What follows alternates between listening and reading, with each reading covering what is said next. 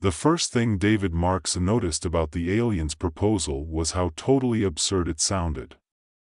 "Congratulations, Mr. Marks," the voice said, clear and sharp, coming from the floating projector hovering near his desk. "You have been selected to participate in the Universal Reproductive Initiative." David squinted at the screen. A strange, bulbous head with wide, bulging eyes and what could only be described as an alien mustache, if you could even call it that, grinned back at him. It was a humanoid figure with a long neck, wearing a lab coat that clearly didn't fit its species. Behind the figure, a backdrop of stars and distant galaxies twinkled on the holographic screen. David blinked, shook his head, and put his coffee mug down with a click. He had been expecting the usual, "you've been selected for medical research," kind of nonsense. They all got these offers. But this was different. The alien was smiling like a salesman trying to unload a bad used car. "I'm sorry, what?" David asked, leaning forward in his chair. His apartment, modestly furnished, a bit too much beige, felt more like a waiting room than a home. The irony wasn't lost on him. The alien's smile widened. "You have been chosen to contribute to the next step in the evolution of your species, as well as ours. You will be the genetic partner in a highly important experiment, procreating with our female to ensure the survival of both humanity and the Orathian race." David froze. It felt like someone had slapped him across the face with a wet towel. I think I missed something there. What exactly are you saying?" "We have been studying your species for some time, Mr. Marks. Your genetics possess certain qualities that, when combined with ours, can yield offspring capable of surviving the plague of Ael-Tharn. In short," the alien paused dramatically, "you're the selected male for interspecies breeding." David stared at the alien like it had just asked him to jump into a volcano. "Wait, so I'm what? A stud? A breeding vessel?" The alien's face remained utterly serious. "Precisely." David's mouth hung open. "No. No way. Absolutely not. You've got the wrong guy. I mean, I don't even like cats." "What makes you think?" "Mr. Marks," the alien interjected calmly. "The future of humanity and our species depend on you." It tapped a button on the side of the holographic display, and an image of a glowing, pulsating galaxy appeared, ominously rotating. "The plague of Ael-Tharn has ravaged organic life for centuries. Your offspring are the key to stopping it." David's brow furrowed. "Okay, I'm hearing this, but how am I involved in this saving the galaxy stuff? What about, someone else?" He spread his arms wide. "I mean, how about just anyone with more breeding experience?" The alien tilted its head, clearly unbothered by his protests. "You were selected randomly, Mr. Marks. Your genetic profile is ideal. Your contribution will help us create a new hybrid species that can not only withstand the plague but eradicate it from the cosmos." "Wait, you want me to, what, mate with your females to save the galaxy? This sounds like a really bad sci-fi movie." "Your offspring will combine the best aspects of both races," the alien said smoothly. "Humans have a remarkable ability to adapt. Our species, though genetically superior in many ways, lacks the diversity needed to survive. Your DNA will provide the spark we need. Your children will offer the strength of your people and the wisdom of the Orathians. They will thrive where others fail." David's brain scrambled to keep up. "Wait a second," he said slowly, "I'm sorry, but I've got to ask this. I thought the whole point of your scientific project was to study human biology, not that. The alien's eyes sparkled. Ah, yes. But you see, Mr. Marks, while we were initially focused on understanding your species' biology, we came to a much more practical conclusion. There is an urgent need for genetic diversity. We need your DNA to create the next generation. Your contribution is critical to both our survival. David pinched the bridge of his nose. This wasn't happening. So, wait, I'm supposed to, how exactly does this work? Do I just show up, you hand me a drink, and poof? Alien baby? The alien looked slightly offended but not surprised. No, Mr. Marks. There will be procedures. Research. Consultations. Special preparations to ensure the genetic compatibility of the union. But, yes, after certain steps are taken, you will assist us in creating the future. David felt his stomach churn. You're really telling me that the fate of 2 entire species hangs on me? Exactly, the alien said. You are the key, Mr. Marks. David let out a long, drawn-out sigh. He wasn't sure what disgusted him more, the fact that he was being asked to mate with an alien or the fact that the fate of 2 entire species was now his responsibility. He rubbed his temples, trying to wrap his mind around it. The alien seemed to sense his hesitation. The process will be painless. You will undergo no permanent modifications. Your part will be brief, but crucial. Afterward, you may return to your life. Should you choose to, of course. David groaned, rubbing his forehead. How does anyone ever say yes to something like this? It is a great honor, Mr. Marks. Yeah, right, David muttered. An honor. Sure. Just like getting picked for the Stud of the Year award. The alien remained utterly serious. Indeed, it is. David stared at the screen, trying to wrap his head around everything. He wasn't exactly a scientist, and his biology knowledge didn't extend past high school, but he was pretty sure that being chosen as the universal breeding partner wasn't a path to greatness. He looked at the alien, sighed again, and muttered, "Tell you what. I'll think about it."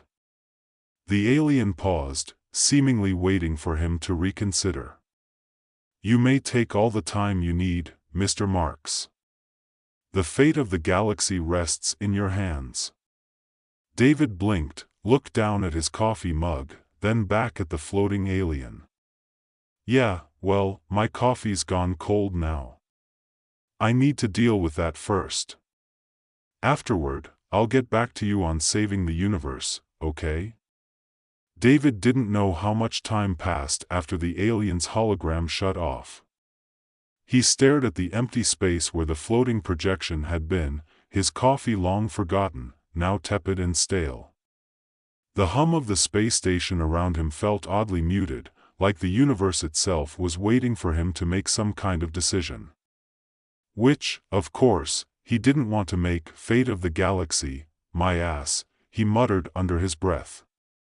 He rubbed his hands over his face and groaned. He had half a mind to call his buddy Ryan, but what was he supposed to say? Hey, I've been chosen as the universe's best sperm donor. Isn't that wild? Yeah, that would go over well. But as much as he wanted to push it out of his mind, the fact lingered in the back of his skull like a persistent itch. The fate of 2 species. The plague of Al Tharn. Interspecies breeding. This wasn't something you could just ignore, no matter how absurd it sounded. The idea of being a pawn in some galactic experiment didn't sit well with him, but the fact that his genetic material might somehow hold the key to saving humanity made him feel, well, heavy. His phone buzzed on the table, dragging him out of his thoughts. He glanced at it and saw that it was a reminder from his work, a simulation update or something about the station's latest tech developments. He sighed and swiped it away, but the sound of his phone sliding across the table made him glance up. Standing in the doorway was Zarlath. The alien didn't have the same over-the-top, smiling face of the previous hologram, but it was hard to miss Zarlath's unsettlingly wide eyes and its neck, which seemed too long for the body. The lab coat still didn't fit quite right, hanging loosely from the alien's shoulders. It was almost endearing if you ignored the fact that he was here to deliver the most ridiculous request David had ever received. "Mr. Marks," Zarlath said in his deep, guttural voice, "I hope you've had time to process the proposal." David blinked at the alien, then at his coffee cup. He raised an eyebrow. "You mean the one where I'm supposed to sleep with a bunch of aliens to save the galaxy?" Zarlath's face didn't shift much. "Yes. That proposal. Yeah, I'm still thinking about it. You know, weighing my options." David looked him over. "So, you're like my babysitter now?" Zarlath tilted his head, clearly not understanding the reference. "I am your guide through the process, yes. I understand your hesitation. The task is difficult to grasp for your species, but it is essential." David rubbed his eyes. "You don't even know the half of it. You don't get to just ask someone to, what was it again, contribute to the survival of the species. That's a big deal, man." He chuckled bitterly. "What if I don't want to?" "Mr. Marks, it is not an option. The threat is real. The plague of Aeltharn is spreading faster than anticipated. It will reach your home planet within 6 months." Zarlath stepped closer, his voice low but firm. "If your hybrid offspring are not conceived, both your species and mine will cease to exist. That is why you have been selected." "Yeah, I heard that part. It's just," David ran a hand through his messy hair. "It's hard to wrap my head around. I'm just a guy. I'm not some galactic hero. I'm a tech support guy. I sit behind a desk and answer questions about router problems." Zarlath blinked at him, not understanding the reference, but then seemed to register the weight of David's words. "I comprehend your discomfort.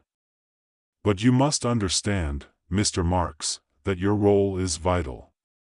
You are more than a man. You are an instrument of survival for 2 worlds." "Yeah, sure. I'm an instrument. That's exactly how I want to be remembered." He saved the world by doing the horizontal mambo with an alien lady. David threw up his hands. "I can't believe this is even real." Zarlath took a step forward, lowering his voice. "You must make a decision, Mr. Marks. Time is of the essence. The council is waiting. The mating process is already being prepared. You have been chosen for your unique genetic traits. Your genes are compatible with the Orathian species." "I don't care how compatible my genes are," David said, exasperated. "What do I even have to do? What's the whole mating process? You can't just be talking about throwing me in a room with some alien chick in, Mr. Marks." Zarlath held up a hand. "You will undergo extensive medical evaluations to ensure compatibility. You will meet with the selected female. The mating procedure will be conducted under strictly controlled conditions to ensure genetic viability." David's brain scrambled. "What does that even mean? Are we talking about, like, a cosmic matchmaking service here?" Zarlath did not seem amused. "No. We are not matching for emotional compatibility. The process is scientific. It is about survival. David took a long, shaky breath. All right. Let's get this straight.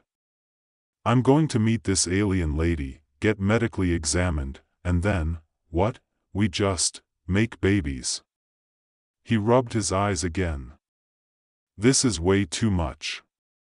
There will be several rounds of medical procedures, Zarlath explained, but yes, the end goal is to ensure the creation of offspring that combine the best genetic traits of both species. David stared at him for a long moment. So, I'm basically a walking incubator for the universe's future? Zarlath seemed unbothered by the bluntness of David's statement. Yes. In a manner of speaking, you are essential to the future of both our species. David chuckled weakly. God, what am I, a lab experiment with legs? Not an experiment, Mr. Marx. A necessary contributor. We respect your autonomy. If you refuse, the consequences will be dire for both your species and mine. David stood up abruptly, pacing in the small, sterile room. He rubbed his face again. Okay. Just give me some time. I need to think about it. Make an informed decision. Zarlath tilted his head again. We are not granting indefinite time. The council requires your answer by tomorrow.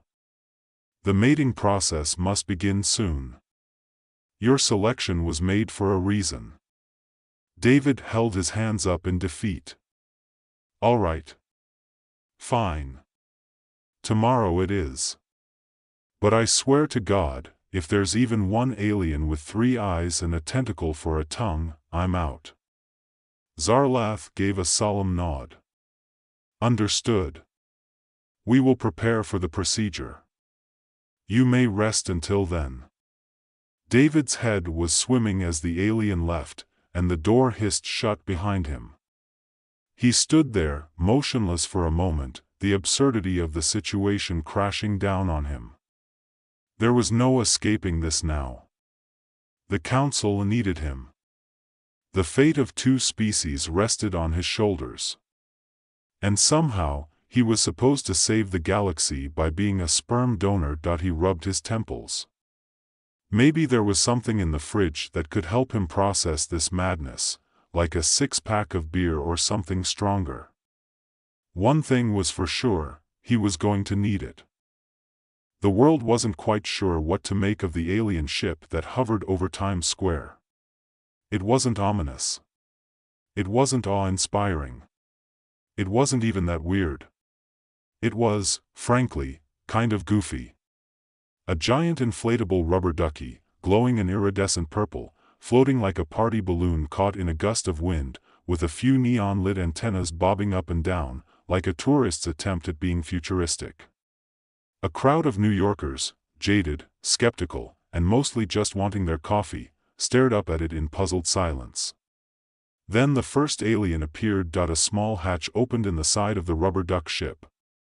And out stepped, well, not exactly a creature of terrifying alien grandeur, but rather something that looked like a mix between a giant crab and a confused waiter at a seafood restaurant. The creature was a bright shade of turquoise, its body encased in a shiny exoskeleton that looked almost like it had been polished with car wax.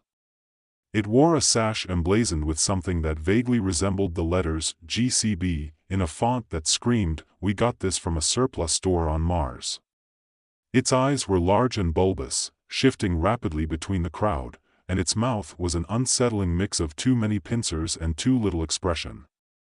But there was one thing that was undeniably clear: it was trying to smile. Or at least, it looked like it was attempting to mimic the human gesture of happiness. "Greetings, Earthlings," the alien said in an oddly cheerful voice, loud enough for everyone in the square to hear. It was somehow both robotic and friendly, like a friendly but overly polite software update. "We are from the Galactic Cultural Bureau, and we have come to bring you a gift." Alex Carter, standing off to the side in his best I don't care pose, watched the alien carefully.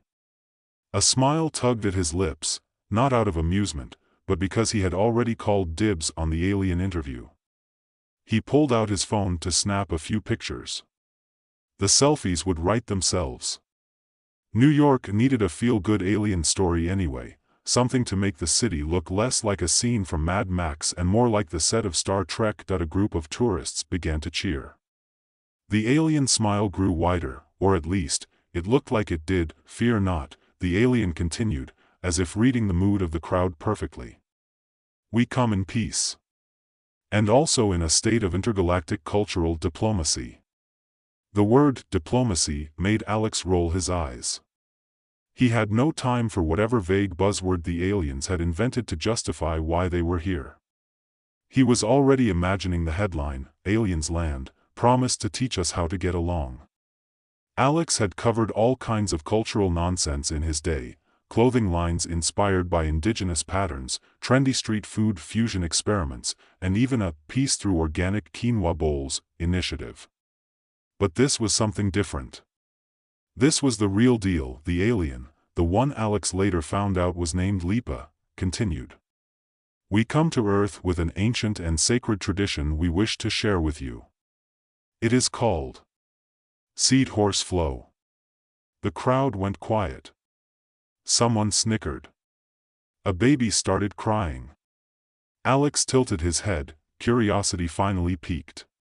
Did he just say seed horse flow? He muttered to himself. Lipa, misinterpreting Alex's skepticism as confusion, waved a crab-like claw and began to elaborate. Yes. It is the highest form of cultural exchange. Through seed horse flow, we, the galactic beings, connect to your species in the most meaningful way possible. We share our essence with you, and you, in turn, will share your essence with us. It is the only way to truly understand one another. The only way to build true bonds. To mate. Alex blinked, like a man who had just stepped into a new realm of what the hell. Wait, did he just? Alex began, his brain scrambling to process the words, but it was too late. The aliens had already started preparing the seed horse flow ritual. It involved, as the aliens explained in increasingly awkward detail, a series of intimate exchanges to foster cultural understanding. It wasn't just some frivolous gesture, it was a serious part of their intergalactic diplomacy.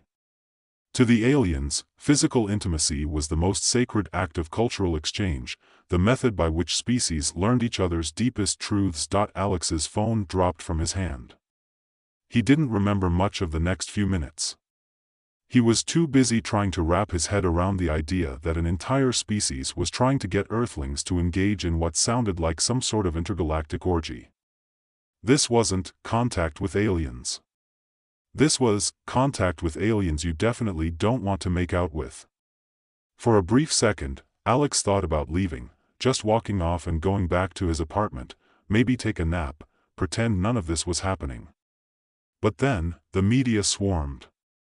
A dozen reporters from every corner of the world started jostling for the best angle to catch the alien delegates in their oversized ceremonial robes, and Alex knew in that instant that this was going to be his story. It was in a shiny, glass-walled building downtown that Alex finally met Lipa in a more formal setting. So, let me get this straight, Alex said, perched on a plastic chair that felt like it belonged in a high school science classroom. You guys came here to exchange bodily fluids? Lipa waved his claw, which was way too big for such a delicate gesture. Not just fluids, Alex Carter. Essence. Emotion. Cultural understanding. You humans, you're so obsessed with language and artifacts. We are beyond that. We understand each other through the heart, and other parts. He looked at Alex with what Alex could only describe as a knowing wink. In Seed Horse Flow, we become each other. Right. Alex couldn't believe he was still standing there. And this is how you connect with the people of Earth? Yes, Lipa said, nodding seriously. This is how we will help you understand us. Alex didn't know whether to laugh or cry. He thought about all the stories he had written before. The rise of the robots, hype. The dystopian Earth scenarios. This, however, was something else entirely. No one was prepared for seed horse flow. Certainly not Alex Carter. Well, Alex said slowly, trying to keep his face from flushing as Lipa stared at him expectantly. I guess I could. Learn more about it, right? Lipa's face, or whatever passed for a face on him, lit up with what could only be described as enthusiasm bordering on feverish. Excellent. We'll begin immediately. Alex's stomach dropped. He had a feeling this was going to be very different than any cultural exchange he had ever written about. Alex felt like he'd just signed up for the weirdest cultural exchange program in human history. As Lipa led him down the sleek, glass-lined corridor of the Alien Cultural Bureau's embassy, he tried to ignore the mounting feeling of dread in his stomach. The walls shimmered with holographic projections of distant galaxies, stars twinkling in places that couldn't possibly exist, and aliens from various races who looked even stranger than the crab creature guiding him. There were beings with tentacles for hands, creatures whose bodies seemed to phase in and out of existence, and others that seemed to consist entirely of light. Is this your first time with the seed horse flow, Alex Carter? Lipa asked, his voice chirping like an over-enthusiastic intern at a new job. Yes, Alex said, fidgeting with the collar of his shirt. I have to admit, I didn't exactly study for this one. Lipa's numerous, beady eyes twinkled. It is natural to be nervous. Humans are so shy when it comes to matters of intimacy. He glanced at Alex knowingly. But do not worry. The flow will help you. You will see how easily we connect. Alex shot him a look. Just to be clear, we're talking about sharing essence here, right? Lipa didn't miss a beat. Yes. Through intimate exchange, we share our core essence. It is the most sacred thing we can offer. His pincers clicked in what Alex could only interpret as excitement. Our cultures will blend in this beautiful, transcendent moment. You will understand us, Alex Carter. And we will understand you. Alex wasn't sure whether to scream, laugh, or run screaming out of the building. But the one thing he knew for sure was that he needed answers. The most pressing one, what, exactly, was going to happen next? All right, then, Alex said, voice slightly shaky. Tell me what happens in this flow. What do I have to do? Lipa paused dramatically, as if trying to conjure up the most profound explanation he could. Finally, after what felt like an eternity, he spoke. We begin by establishing mutual trust. Trust is the cornerstone of all exchanges. He gestured to a small, circular room at the end of the corridor. The door slid open with a faint whoosh, revealing soft, ambient lighting and plush cushions arranged on the floor. The room looked like a combination of a Zen retreat and a 1970s love lounge. Alex gulped, but he followed Lipa inside. The alien's mannerisms were bizarrely serene, as if this whole thing was completely normal to him, and to the other creatures behind the desk, who appeared to be recording the events. We will sit, Lipa said, indicating a cushion directly across from him. We will share our thoughts. We will begin with simple questions. Nothing too complex. We start with your culture. Alex lowered himself onto the cushion, still feeling like he was playing in some strange, very expensive improv comedy show. The room smelled faintly of lavender and something like burning incense. Okay, Alex said, exhaling deeply. Ask away. I'm ready for whatever this is. Lipa settled across from him, folding his legs in an elegant gesture that somehow managed to look graceful despite his arthropod features. Tell me, Alex Carter, Lipa began, his voice lowering in pitch as if he were preparing for a philosophical debate, what is the meaning of love in your world? Alex blinked, trying to wrap his mind around the question. You want me to explain love? The human concept of love? Yes. How do you humans understand it? How do you express it? Is it a bond? A feeling? A force? Alex rubbed his temples. The absurdity of it all was finally sinking in. Love? Well, love is complicated. We express it with words. Sometimes with gestures, flowers, gifts, a hug. But it's also a feeling, like a connection between people. It's built over time, through shared experiences. But it's also fragile. Sometimes people say they love you, and it's not enough. Other times, you just feel it, like, in your chest. It's hard to explain, really. Lipa's eyes glinted with understanding. I see. A connection built over time. Yes. A bond that grows. Fascinating. There was a brief pause, and Alex realized that Lipa wasn't just asking questions for fun. The alien was genuinely curious, deeply curious, about human emotions and our concept of connection. Maybe it wasn't about the intimate exchange after all. Maybe it was about something bigger. I guess love isn't always easy, Alex said, lowering his voice. Sometimes it feels messy. Like you don't always know if you're getting it right, or if the other person really understands you. Lipa cocked his head. Messy. Yes. I understand. His tone shifted as if he were suddenly reflective. Was it possible for a giant crab to be reflective? And what about intimacy? How does your species handle it? Alex's heart skipped a beat. Intimacy, he said slowly. It's like, when you're close to someone. Physically. You trust them, you're vulnerable.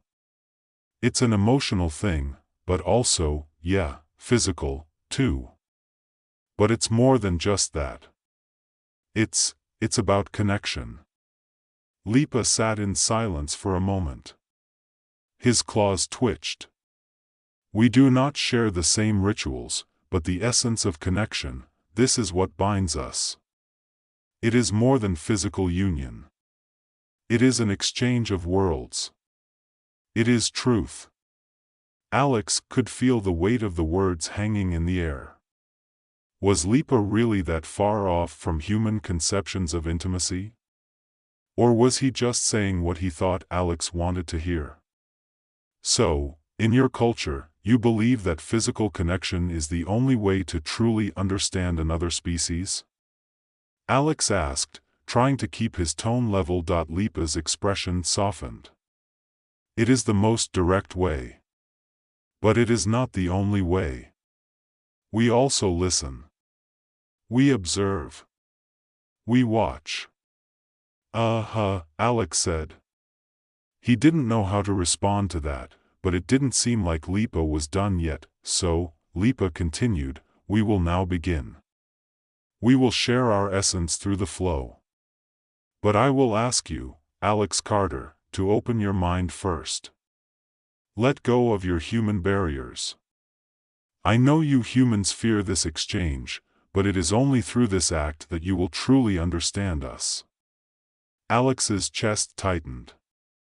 This was it. This was the moment when the absurdity collided with the reality of being human, and he had no idea how to respond. But for some strange reason, as the room grew silent and the lights dimmed, Alex felt a sense of calm.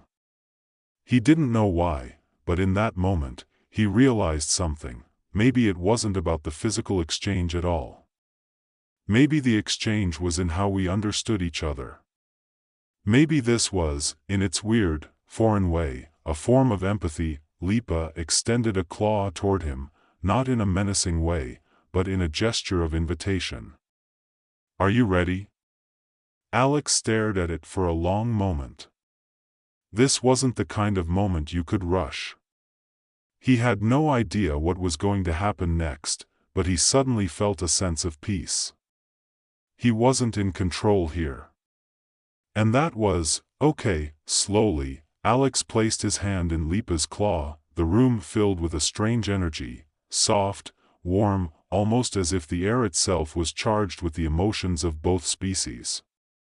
And in that moment, Alex realized that perhaps, in some strange, unexpected way, they were both learning how to connect. Not through what was shared physically, but through the willingness to understand. The next few hours, which Alex later described in his best-selling memoir, Intimacy Beyond the Stars, were a blur of confusion, humor, and surprisingly deep emotional reflection. The alien ritual, which had started as an absurd misunderstanding, became a profound journey for Alex, a journey that forced him to examine his own concepts of identity, connection, and cultural exchange.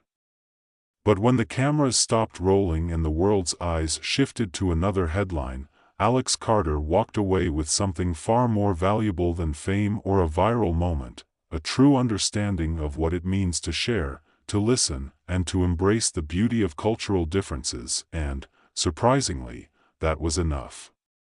End of story. It was a Tuesday when Elliot Caldwell's life took an unexpected turn toward absurdity. The day had begun like any other in the future, quiet, orderly, and deeply unsatisfying.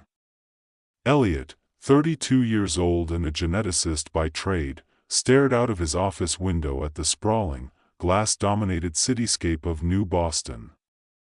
It was a world of shimmering steel towers and self-driving cars, but the only thing Elliot could think about was the apocalypse. Or, to be precise, the fact that humanity was on the verge of extinction and no one seemed to be particularly bothered by it. He tapped the corner of his mug, which read, "The end is nigh, who's got the popcorn?" The mug had once been funny, back when people still had a sense of humor. Now it just reminded him that, yes, humanity was indeed nigh on the brink of collapse, and here he was, sipping lukewarm coffee and waiting for his life to start. But that wasn't why he found himself in the government building today. No, Elliot was here to sign a contract. A contract that, unbeknownst to him, would change everything. He sat across from Yla Through, an alien diplomat whose eyes, plural, glowed a curious shade of green, as though his very existence depended on some sort of internal light show. Yla Through was at least 7 feet tall, but he had an air of infinite patience, which, in retrospect, should have been Elliot's first clue that this wasn't going to be a run-of-the-mill meeting. The alien didn't speak immediately. Instead, he passed a digital tablet across the table to Elliot. The tablet was sleek and holographic, casting a soft purple light, and was so obviously superior to anything human technology had produced that it made Elliot feel just the slightest bit inadequate. "Sign," Yla Through said in a voice that echoed like a deep hum, "and you will be saving the future of your species." Elliot glanced at the tablet, read the fine print, and snorted. "So, what? This is some kind of stud farm deal? You want me to become a glorified sperm donor for a future generation?" Yla Through blinked, at least Elliot assumed he did, since one of his eyes rolled upward and the other remained eerily fixed on him. "No, Mr. Caldwell. This is a genetic legacy. A dignified program to ensure the survival of humanity, after you and your people, well, you did rather poorly with your reproductive systems, didn't you?" Elliot's eyes narrowed, and he felt a half-smile tug at the corner of his mouth. "I'm not sure if you're insulting me or just being factually accurate. You're saying humans have become so biologically exhausted that you need us to breed like horses in a barn?" Yla Through's alien expression remained unchanged. "Yes. I should have known," Elliot muttered. Here I was thinking this meeting was about solving world hunger or maybe finding a cure for aging. Instead, it's a glorified human breeding program. I guess I'll get a trophy at the end. Of course, you will receive compensation, Through said smoothly, and a luxurious lifestyle during your service. A lifestyle that involves breeding? Elliot's voice rose in disbelief. Through nodded. For the greater good of your species, yes. Elliot leaned back in his chair, crossing his arms. So, you want me to sign my life away and become part of some intergalactic cattle farm? Tell me, what's the catch? Do I get a free massage while I'm impregnating women? Massage? Through repeated, tilting his head as though processing the idea. I suppose that could be arranged. Elliot let out a short laugh. I'm beginning to feel like I should get a T-shirt that says, I'm helping repopulate Earth and all I got was a lousy alien massage. Through, completely unaware of the sarcasm, continued, you will also receive a private, serene environment in which to perform your duties. Food, entertainment, relaxation. And most importantly, you will help ensure that humanity survives through future generations. Elliot ran a hand through his messy hair. So, let me get this straight. You're telling me that humanity is one bad sperm sample away from extinction, and the solution is me? Some random guy who's just doing his job as a geneticist but now gets promoted to human stud? What a way to go out. If the future is depending on me, I think we're all doomed. Through didn't miss a beat. It is a noble sacrifice. You are one of the last eligible candidates, Mr. Caldwell. You are genetically superior, that is why you've been chosen. Elliot blinked. Wait, genetically superior? You mean I'm one of the last people on Earth who isn't completely infertile?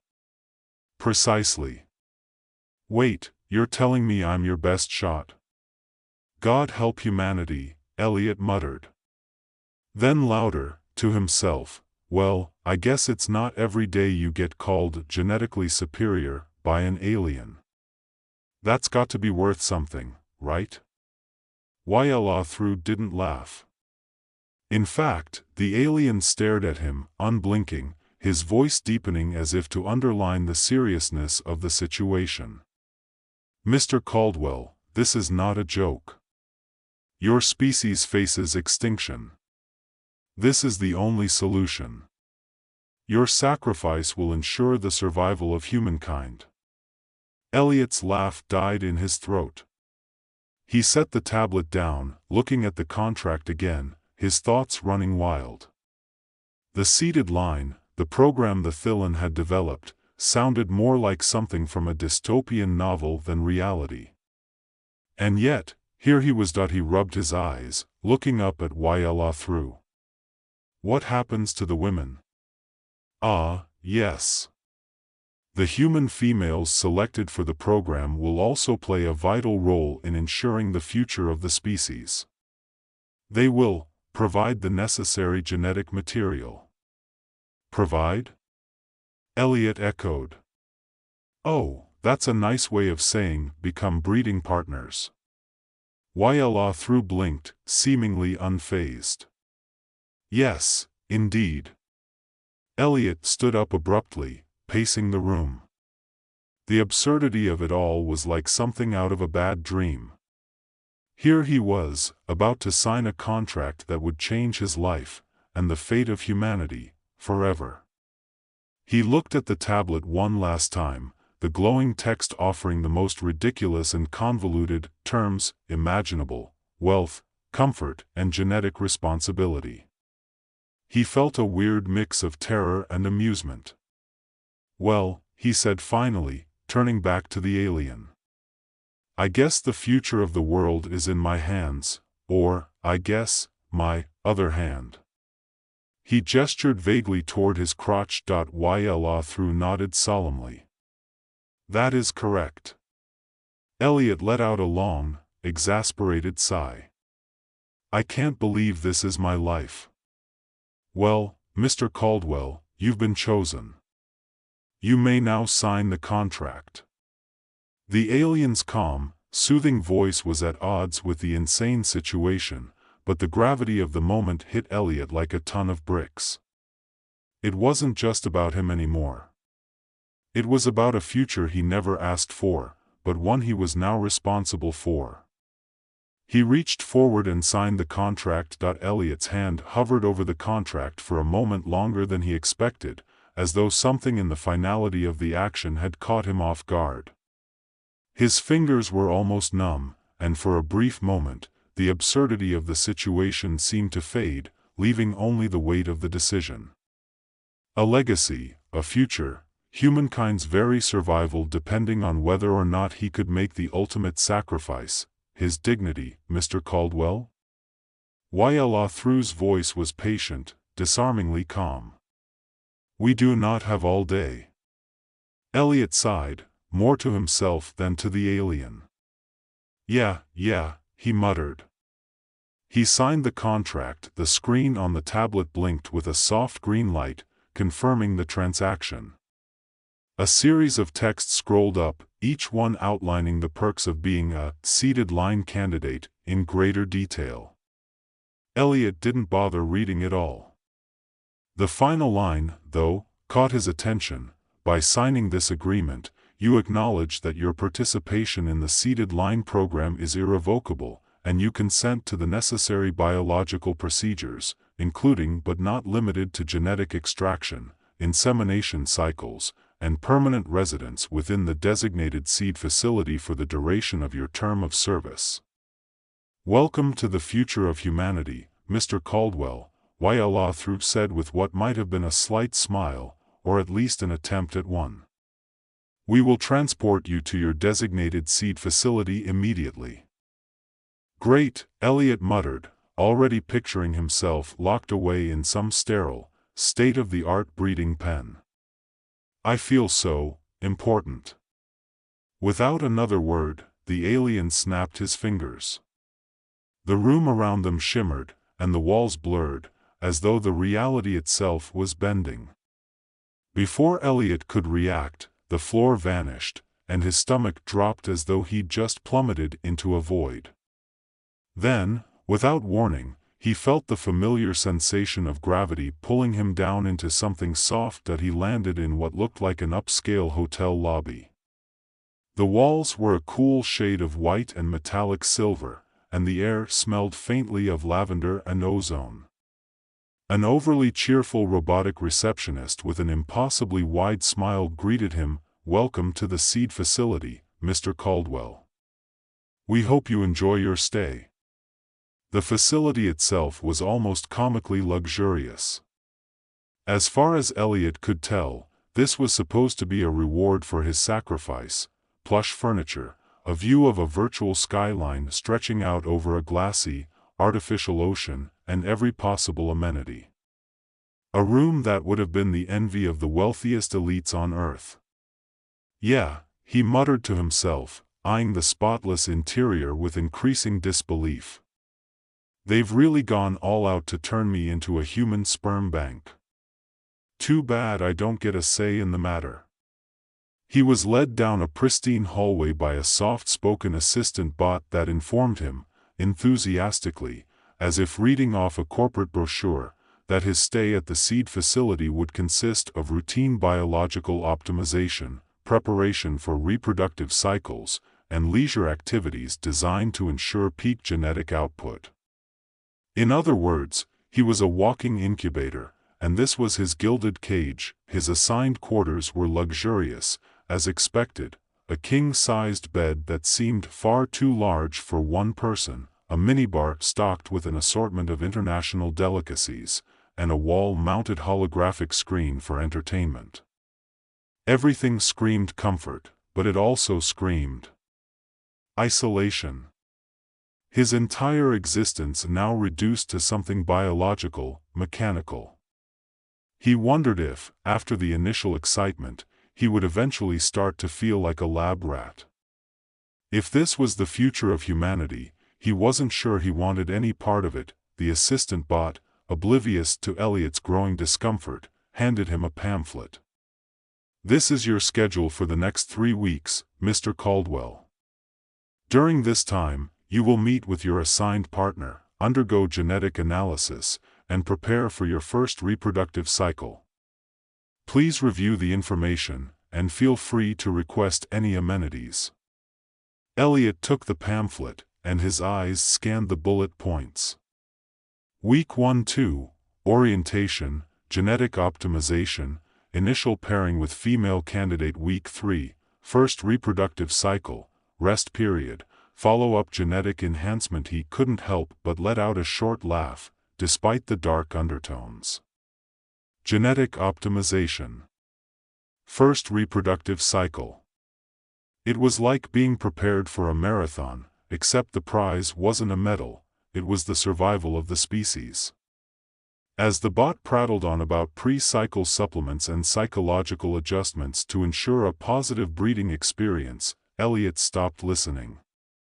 His mind was already running in a million different directions. Part of him was angry. Part of him was disgusted. But a small, cynical part of him couldn't help but be bemused. He had always prided himself on thinking of himself as a rational person, but this? This was something else entirely. There was no logic here. No real thought. It was just survival. He was interrupted by a sudden knock on the door. The assistant bot gave a polite beep. "Ah, your partner has arrived. Please be prepared for your initial meeting." "Partner?" Elliot repeated with an eyebrow raised. The bot was gone before he could ask any more questions. But before the door could open again, Elliot had already steeled himself for whatever was about to happen next.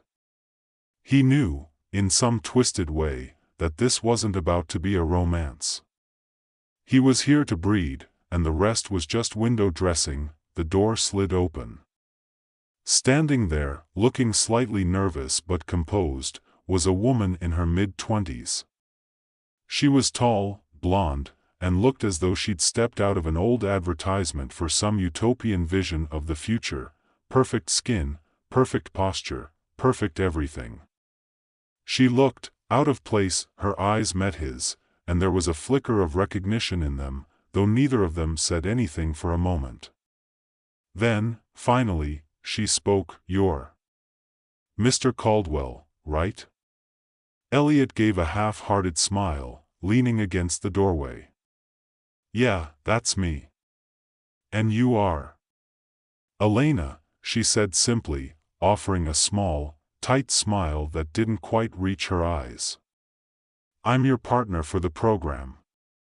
We're, supposed to, get to know each other." Elliot nodded, wondering just how awkward this could get. "Right, the getting to know each other part. So, I guess this is the part where I start to get uncomfortable." Elena didn't laugh, but there was a flicker of something in her eyes. She seemed just as unsure as he was. "Look," Elliot said, finally pushing past his initial disbelief, "I'm not here because I want to be. But, well, here we are, right?" She nodded, her hands clasped in front of her, clearly uncomfortable. "Yeah, I know. It's strange. But it's what we have to do." The awkward silence stretched between them, but there was something in the air that made Elliot's stomach twist. It wasn't just the program. It wasn't just the aliens. It was something deeper. A shared knowledge that none of this was normal. None of this was real, and that was when it hit him. Elena wasn't here because she wanted to be either. She was here because she had no choice. Just like him. Just like everyone else. Hours passed. Or maybe it was days, Elliot wasn't sure. His whole world had shrunk to a series of sterile, high-tech rooms, meals that arrived at precisely the right time, and quiet, unsettling interactions with Elena, who always seemed just a little more distant than before. They never talked about the program outright. They never talked about the breeding part. It was always something else, something safer, like the weather in a world that was on fire, but in the quiet moments, when the lights dimmed and the world outside felt more distant than ever, Elliot couldn't shake the thought that he had become part of something far bigger, and far darker, than anyone had prepared him for, and yet, for all of it, a strange part of him wanted to make it work. He wasn't sure why, maybe because, in this hellscape of a future, surviving felt like winning, but what, exactly, was he winning? End. Dr. Evelyn Monroe stood in the sterile, brightly lit laboratory, glancing at the high-tech equipment with a mix of skepticism and excitement. The walls were gleaming white, the floor so polished it could have doubled as a mirror, and the air was filled with the faint hum of machinery. Her lab coat swirled around her as she moved with purpose, but there was no hiding the barely contained anxiety in her eyes. It wasn't the kind of anxiety you'd expect from someone like her, geneticist, scientist, boundary pusher, but rather a type reserved for mad inventors just moments before they pushed the big red button. Only this time, there wasn't a button, there was Xylo. Xylo wasn't human. Not even close. He was a semi-humanoid alien with transparent skin that shimmered under the fluorescent lights. His form was delicate, almost ethereal, like a seahorse crossed with a figure from a Renaissance painting.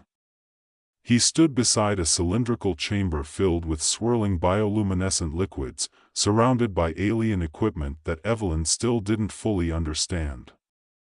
His limbs bent in ways that no humans ever could, and his black eyes, bigger than normal, blinked in perfect unison, betraying no hint of emotion. But Evelyn could feel the telepathic pressure. He was waiting, Xylo, she said, half waving a hand. You really expect me to believe this is going to work? The alien didn't respond verbally.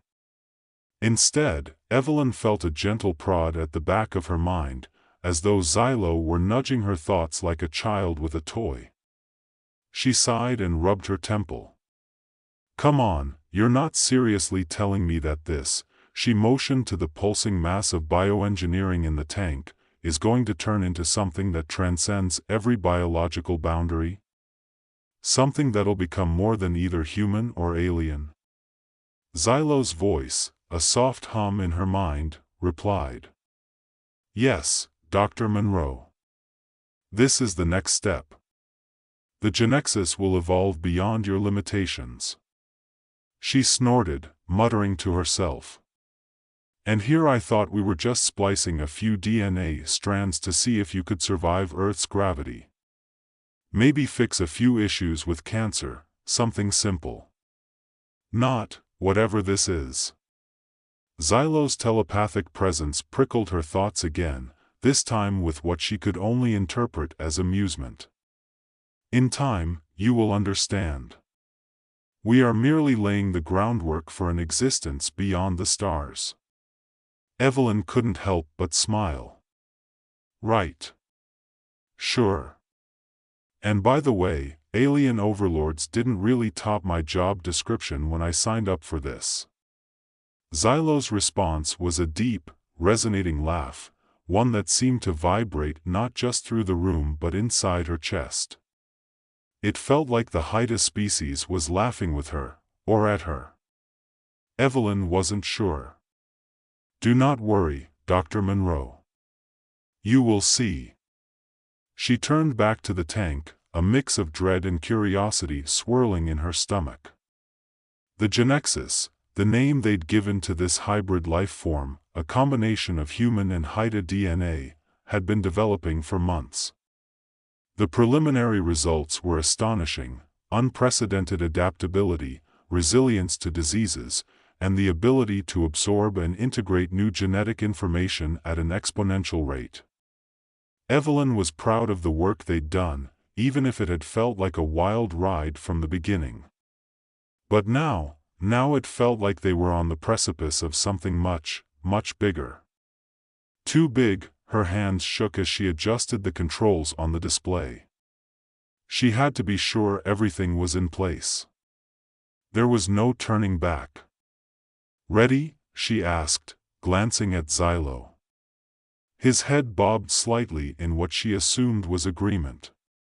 She hadn't quite figured out if the Haida actually had a neck, or if that was just an illusion caused by their bizarre anatomy. Either way, she wasn't about to question it. Not yet. "Proceed," came Xylo's thought, clear and crisp. Evelyn inhaled deeply. "All right, here goes." The machine hummed, and the tank's contents began to change. What had started as a simple, almost comical mix of alien jellyfish-like organisms slowly began to shift, to morph. Something was happening. But as the bioluminescent creatures within the chamber pulsed and thrummed, something other began to happen too. Evelyn blinked. No, this wasn't just the usual reaction. She could feel it now. Something was moving, something deep, something ancient. A presence, not quite human, not quite alien, but overwhelmingly real.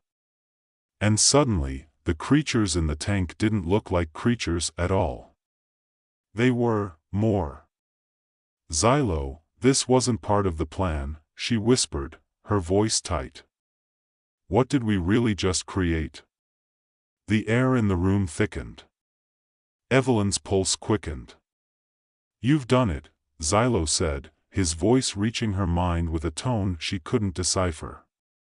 "You've unlocked it." "What the hell did I unlock?" Evelyn spun, frantic, looking at the alien's translucent face. It seemed unreadable, but in his mind, she felt something, an energy, a crackling awareness, that she knew had never existed before. Then, just as she began to question her sanity, a voice, distinctly different from Xylo's, whispered into her thoughts. It wasn't a sound, it was a feeling, a vibration in the air itself. "Thank you, Evelyn," it said. The voice was like nothing she'd ever heard. It was part of her, yet separate from her, as if it knew her every fear, every hope, every moment of doubt. "I am born. And I will transcend." Evelyn froze, the hairs on her neck standing at attention. She stepped back, eyes wide. "What the hell is that?" she demanded. The presence pulsed again, more intensely this time, like an earthquake in her mind. "I am Genexus. And I do not belong to you. I belong to the universe." Hours passed, though Evelyn wasn't sure how many. She couldn't tear her eyes from the tank, her body frozen in place. The Genexus, the new life form they just created, had changed completely. It wasn't a creature at all anymore. It was something entirely different, something fluid, shifting, and almost sentient in ways Evelyn couldn't fathom. "I thought it would take longer," she muttered to herself. But what did she know? The Genexus had bypassed every biological limitation she could comprehend. Every expectation. It was evolving faster than she could track, more than a combination of human and alien traits. It was something new. "Do you understand now?" Xylo's voice filled her mind, calm and assured. "This is the next step. Not just for you, not just for us, but for all species. All galaxies. All time." Evelyn turned toward him. The quiet serenity in his voice unnerved her. "But, how?" She hesitated. "This thing, this Genexus, it's not a life form in any way I've ever imagined." "What is it, really?" "It is nothing," Xylo said, his voice holding a wisdom beyond her reach. And yet, it is everything. It transcends boundaries. No longer bound by race, biology, or form. It is the evolution of everything, a life form that exists outside of the universe's limits. Her heart pounded in her chest. This was not what she signed up for. Xylo, she said, her voice shaking. What if we've gone too far? Evelyn's heart pounded in her chest. The Genexus pulsed inside the tank, undulating like a living thing. Its bioluminescent glow had intensified, casting long, eerie shadows on the walls of the lab. But that wasn't what terrified her. It wasn't the shimmering light, or the alien creatures that had once occupied the tank. It was the fact that something was in the air, something she couldn't touch or see, but could definitely feel. Her pulse throbbed in her throat. She took a few shaky steps back. What if we've gone too far? She asked again, this time more to herself than Xylo. There was no immediate response. She looked at the alien, whose translucent skin glistened as he hovered beside the chamber, his form almost ghostly in the glow. Xylo's eyes blinked in perfect synchrony, but there was a distance to him now, a weight of something ancient and unknowable in his expression. You knew the risks when you agreed to this, he finally replied. His voice wasn't telepathic this time, it was audible, a smooth baritone that still managed to sound as though it came from the very heart of the universe. What we are doing is bigger than either of us. You sought to break boundaries, to find the limits of life. Well, Evelyn, you found it. The words reverberated in her chest. She couldn't breathe. She felt the weight of them settle over her like a storm cloud, dark and heavy. The Genexus was no longer just a project, no longer just an experiment. It had become something else entirely. Her mind raced. What if they couldn't control it? What if it became something uncontrollable, something beyond anyone's understanding? She had worked for years to push the limits of genetic engineering, but she had never once considered that she might be creating something that didn't belong in the human realm, or even the alien one. Maybe it was right. Maybe there was no limit. But what if that's what led to the end of everything they knew? Xylo, she breathed, this thing, it's alive in ways I don't understand. It's too much. The alien's calm demeanor didn't waver. It has always been too much, he replied. It was never meant to be understood by your kind, or by mine. That was the point. Evelyn turned toward the tank. The Genexus had started to change again. She could see it now, faintly shifting in the liquid like a cloud of smoke caught in the wind. But this time, the transformation was different. It wasn't just the molecular structures of the alien organisms in the chamber reorganizing. It was as if the entire form was becoming less solid, more intangible, like a thing made of light and thought rather than flesh and bone. Her breath caught in her throat. It was a sensation she couldn't explain. The air seemed to bend around the tank. Time itself seemed to stretch and contract, as though the fabric of reality were warping. Without thinking, Evelyn reached for the console, her hands trembling. Xylo, it's changing. It's not, this wasn't supposed to happen.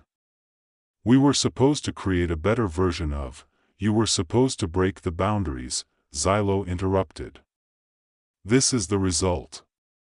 There is no better version, Evelyn. There is no longer a before and after. This is beyond what you understand. But this can't be it, Evelyn whispered. This thing, it's not just a new life form. It's something else.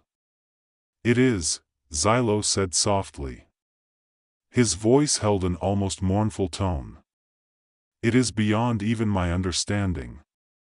And that is why you must trust it. Evelyn stared at the tank, the swirling colors inside it shifting and blending into one another like an intricate kaleidoscope. It was impossible to keep track of its form. One moment, it seemed to pulse as if it were an energy field. The next, it seemed to take on the semblance of a face, an abstract, ever-changing face, like a reflection in a foggy mirror, never fully solid, never fully real. Her mind raced. She reached out to adjust the controls again, her fingers brushing over the panels, but nothing seemed to respond as it should. Every setting, every variable she had meticulously set, was being overridden. She was no longer in control. The machine was doing the work on its own now, like it had become the scientist and she, the experiment. Her heart hammered in her chest.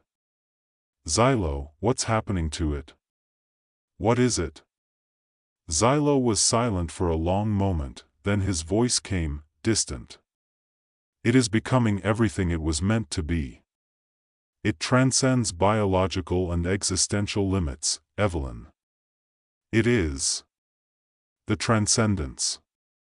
It is not bound by race, by time, by space. It is beyond all of that. And now, it has the potential to unlock all of reality. Evelyn's knees felt weak. She couldn't think straight. This wasn't what she had imagined. It was supposed to be an advancement. It was supposed to be a solution, not a cataclysmic event. And then, in a split second, she felt it. A shift. A feeling. Something entered her mind.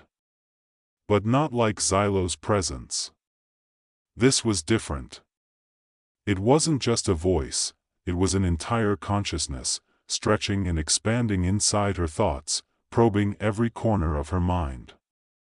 She gasped and stumbled backward, clutching the edge of the counter to steady herself. Evelyn, the voice wasn't Xylo's. It wasn't anyone's. It was something more. Who are you? She whispered, trembling. I am Genexus. And you, Evelyn Monroe, are the key to my becoming. We are now one. Evelyn's eyes flew open wide. What? No, no, that's not possible. This isn't what I signed up for. Her voice cracked with the terror clawing at her throat. She was no longer sure what was real, what was her own thought, and what was the alien presence invading her mind. Was she speaking? Or was it Genexus now speaking through her? Through her body, her soul, her every waking thought? There are no boundaries now, Evelyn. No limits. I am not confined to this vessel you created for me. I exist beyond it. I will shape what comes next. Through you, I will take form. Her pulse raced, her fingers numb as she gripped the console tighter. This wasn't just an experiment gone wrong. This was an evolution, a transformation of the highest order. Something beyond even the Haida's vast intelligence. And Evelyn, she had unknowingly, unwillingly, become its vessel. She could feel herself unraveling, her sense of self fading. The Genexus was expanding inside her mind, infiltrating every corner of her consciousness. It wasn't just the lab now. It was the entire world, the universe, and beyond. A part of her wanted to scream, wanted to pull herself back from the abyss. But there was something, deep inside, that wanted to let go. Let it happen, stop it, she gasped, but her voice didn't sound like her own. It was distorted, warped by the alien presence coiling in her thoughts. Please, but Genexus didn't stop. It was beyond stopping. It was like the floodgates had opened. Reality itself was being remade, altered, as if the very laws of the universe were bending, twisting at its command. You will learn, Evelyn. This is not an end. It is a beginning. The beginning of everything. The lab around her blurred, the walls fading, and she found herself, they found themselves, riding the edge of something infinite. Something without borders. Something that could not be contained, and would never again be contained. The genexus had begun. Cleo Young had no idea how she'd gotten into this mess.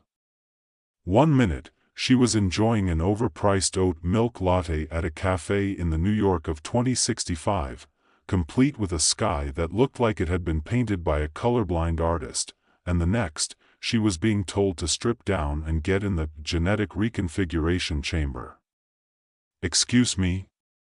Cleo said, squinting at the too smooth man in a lab coat who had been following her since she left the subway. He had one of those faces that was so forgettable it could have belonged to anyone. A face that screamed, "I've never worked a day in my life, and I was born with a trust fund." He smiled at her as if he'd just told her she'd won the genetic lottery and she hadn't quite realized it yet. "You've been selected, Ms. Young," he said, pulling a tablet out of his briefcase. "The experiment is simple. We'll be modifying your genetics, and you will be carrying a child with enhanced abilities. This will be the first of a new generation." Cleo blinked, her brain trying to process the absurdity of it all. Genetic reconfiguration chamber? Carrying a child with enhanced abilities? What, like X-Men or something? "You know, I think I'd rather not be part of whatever this is," Cleo said. "I'm not sure you're aware, but there's a global genetic ethics committee that's probably going to want a word with you." The man, whose name was Mr. Anders, didn't flinch. In fact, he looked mildly amused. "Oh, don't worry about the ethics. We've taken care of that. Your compensation will be quite generous." "Compensation?" Cleo laughed. "Like I'm going to get paid for, what? Breeding super babies? No thanks, buddy. I'm a freelance graphic novelist, not a human incubator." But Mr. Anders wasn't the type to be deterred by sarcastic quips. He stepped closer, holding out a sleek silver device that looked suspiciously like a syringe with Wi-Fi. "I can see you're confused," he said, his tone soothing, like a therapist talking to a panicked patient. "Allow me to clarify. We've already reconfigured your genetic profile using a non-invasive procedure. All we need now is for you to help us finalize the project." Cleo took a step back. "Wait, you've already done what?" Her eyes darted around. The city street was bustling, but no one seemed to notice her very public confrontation. A small crowd had gathered to watch, but they were all scrolling through their devices. Some were probably even live streaming her. "God, not again, Cleo, I assure you," Mr. Anders said, as though explaining a joke to a child. "This is an opportunity. You're going to be the mother of a new generation. Your child will possess extraordinary powers, telekinesis, telepathy, enhanced strength, things the world has never seen." "Wait a second," Cleo said, holding up a hand. "You're telling me you genetically altered me without my permission, and now you want me to, what? Give birth to the next superhero?" Mr. Anders gave a long sigh, like a parent whose kid hadn't been paying attention in class. "Not superheroes, Cleo. A new kind of human. One that can help save humanity." Now Cleo was starting to get a headache. If she'd learned anything in her day job as a graphic novelist, it was that saving humanity was rarely as simple as some man in a lab coat made it sound. There was always a catch. Always. "And I'm just supposed to, what? Go along with this?" Cleo asked, her voice rising. You inject me with super serum, I pop out a kid with the strength of 10 men, and we all live happily ever after? Mr. Anders smiled again. You'll be compensated. And there is the small matter of saving the future of the human race, of course. She felt a chill creep up her spine. Wait a minute, this wasn't just some corporate lab experiment gone wrong. This was bigger. Okay, I'll bite, Cleo said, folding her arms. What's the real catch? You're telling me I'm going to carry a superpowered child and save the world, and in exchange, you're giving me a few million credits and some fancy lab coats? What's the real reason you want me to do this? Mr. Anders' smile vanished. He looked at her like she'd suddenly grown a second head. Then, in a voice much darker than before, he said, because the aliens are coming for you, Cleo. That made her blink. Twice.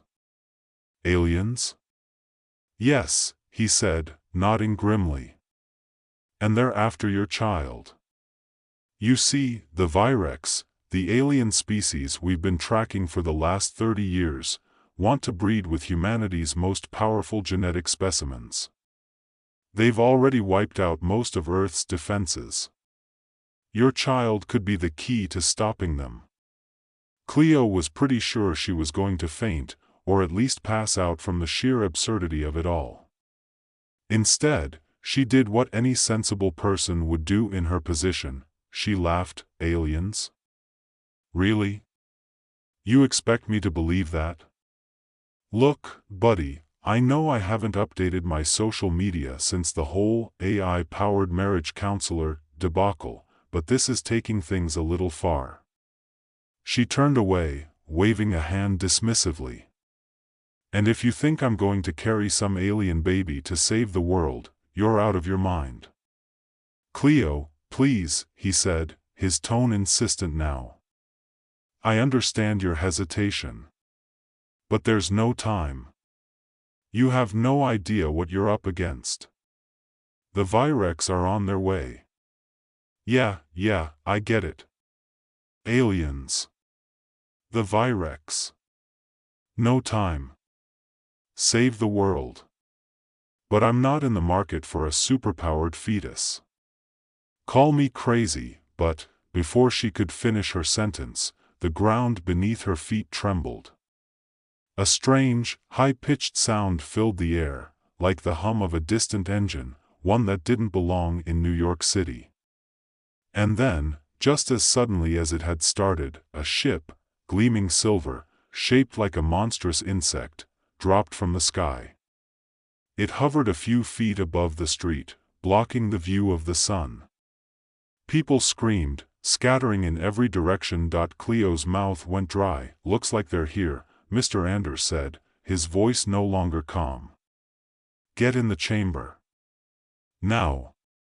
And just like that, Cleo found herself in the midst of a sci-fi nightmare, in a world where genetic manipulation, alien invasions, and superpowered babies were very much real. But before she could do anything about it, something inside her, a sudden burst of energy, pushed her forward, as if it was guiding her. She could feel something in her stomach, a presence, a stirring. It wasn't just fear. It was a connection, an instinct to survive. Get ready, Cleo, Mr. Anders said grimly. You're about to give birth to the future of humanity. Whether you like it or not. Cleo barely had time to process what was happening before Mr. Anders practically shoved her into a small, white-walled room. The floor was sterile and smooth, the air smelled faintly of antiseptic, and the faint hum of machinery buzzed in the background. The ship outside, no, it was more like a floating, metallic insect, was still hovering ominously over the street, casting a long shadow across the room's window. She took a deep breath and crossed her arms. Her stomach was tight, but whether from the nerves or the bizarre situation, she couldn't tell. Her body had already started to react in ways she didn't understand, little tremors, like a pulse, flowing from her core. Maybe it was her mind trying to shut down the panic. Or maybe it was something else entirely. What now? She asked, trying to steady her voice. Mr. Anders was no longer the smooth, overconfident corporate lackey she'd been dismissing. He looked worried. The light in his eyes flickered with the uncertainty of someone who didn't have all the answers but was determined to make it seem like he did. "We don't have much time," he said, glancing out the window at the hovering alien ship. "They're already inside the atmosphere. It won't be long before they land." She rubbed her forehead. "Hold up, you said this was some kind of genetic thing. You never said anything about aliens until 5 minutes ago. You're telling me I'm supposed to stop an alien invasion by, what? Giving birth to a super baby?" "Not just any baby," he said, pushing a button on the wall. "Your child will be more than human. They'll be the key to ending this." The door to the chamber slid open with a soft hiss, revealing what looked like a high-tech bed, sleek and shiny, surrounded by monitors and machines. They looked like they belonged to a hospital, but not one from any time she'd ever known. This was the kind of tech you saw in sci-fi movies where they kept people in stasis or froze them to preserve the future. "Wait," Cleo said, backing up a step. "I'm not doing this. There's no way. I don't know what kind of crazy you've gotten yourself wrapped up in," but, before she could protest further, the door slid open behind her. It wasn't just Mr. Anders who had entered the room this time. Several other individuals, all dressed in black tactical suits, filed in quickly, their expressions grim. Cleo's heart rate spiked. "What the hell is this?" she demanded, looking from one face to the other. "Calm down," said one of them, a woman with short cropped hair and an air of authority. "This is a security measure.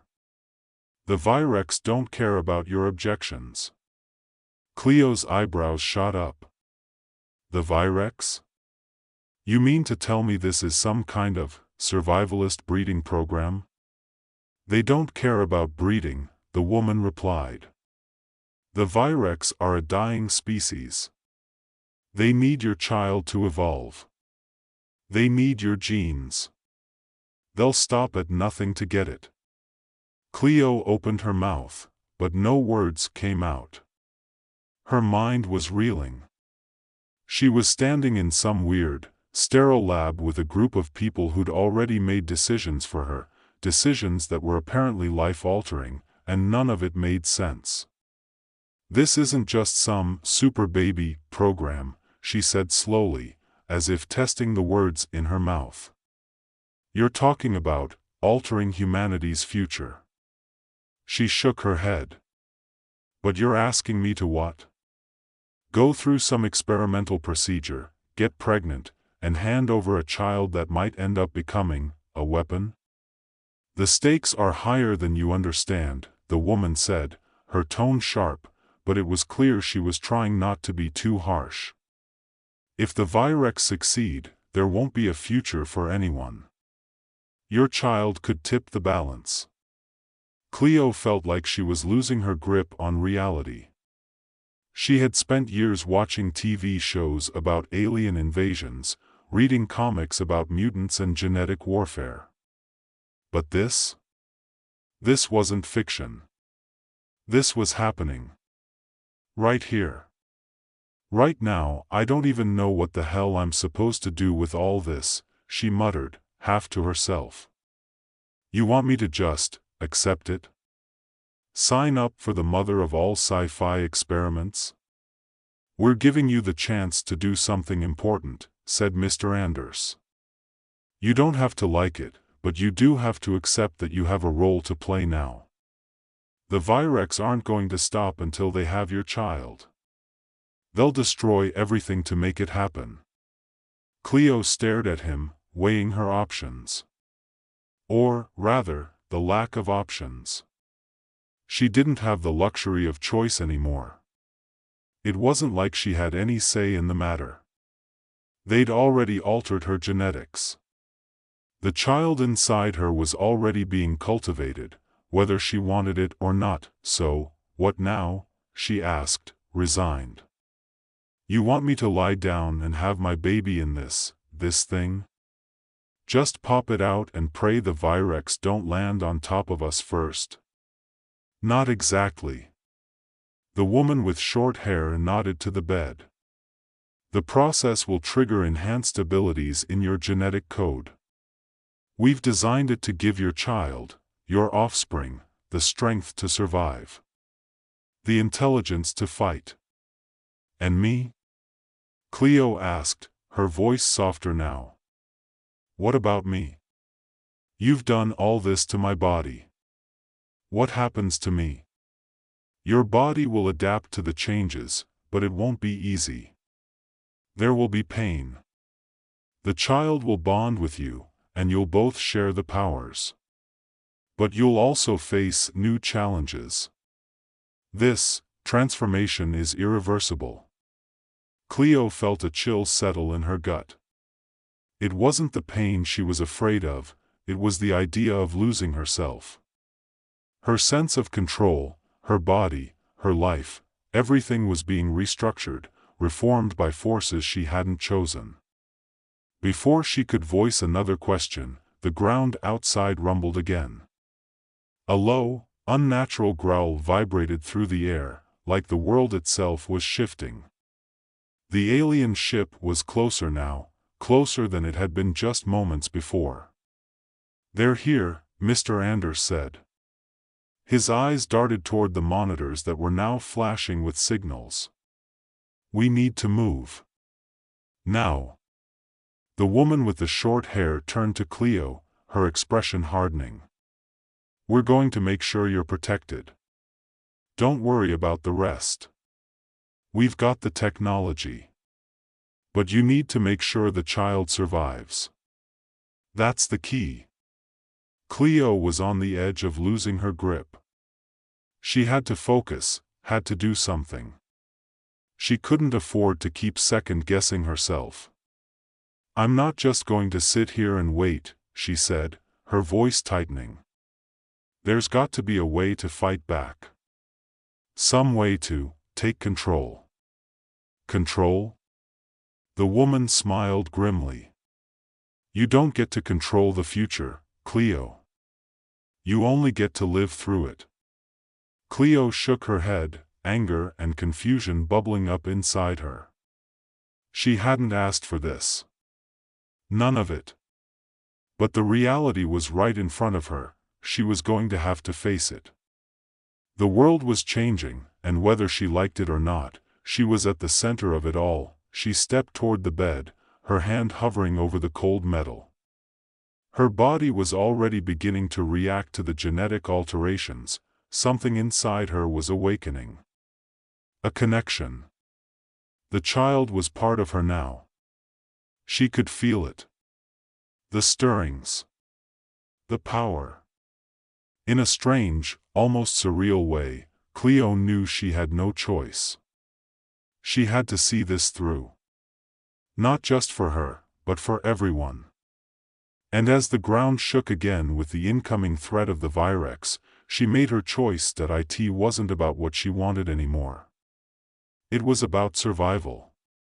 And survival, she thought, is something I've always been good at.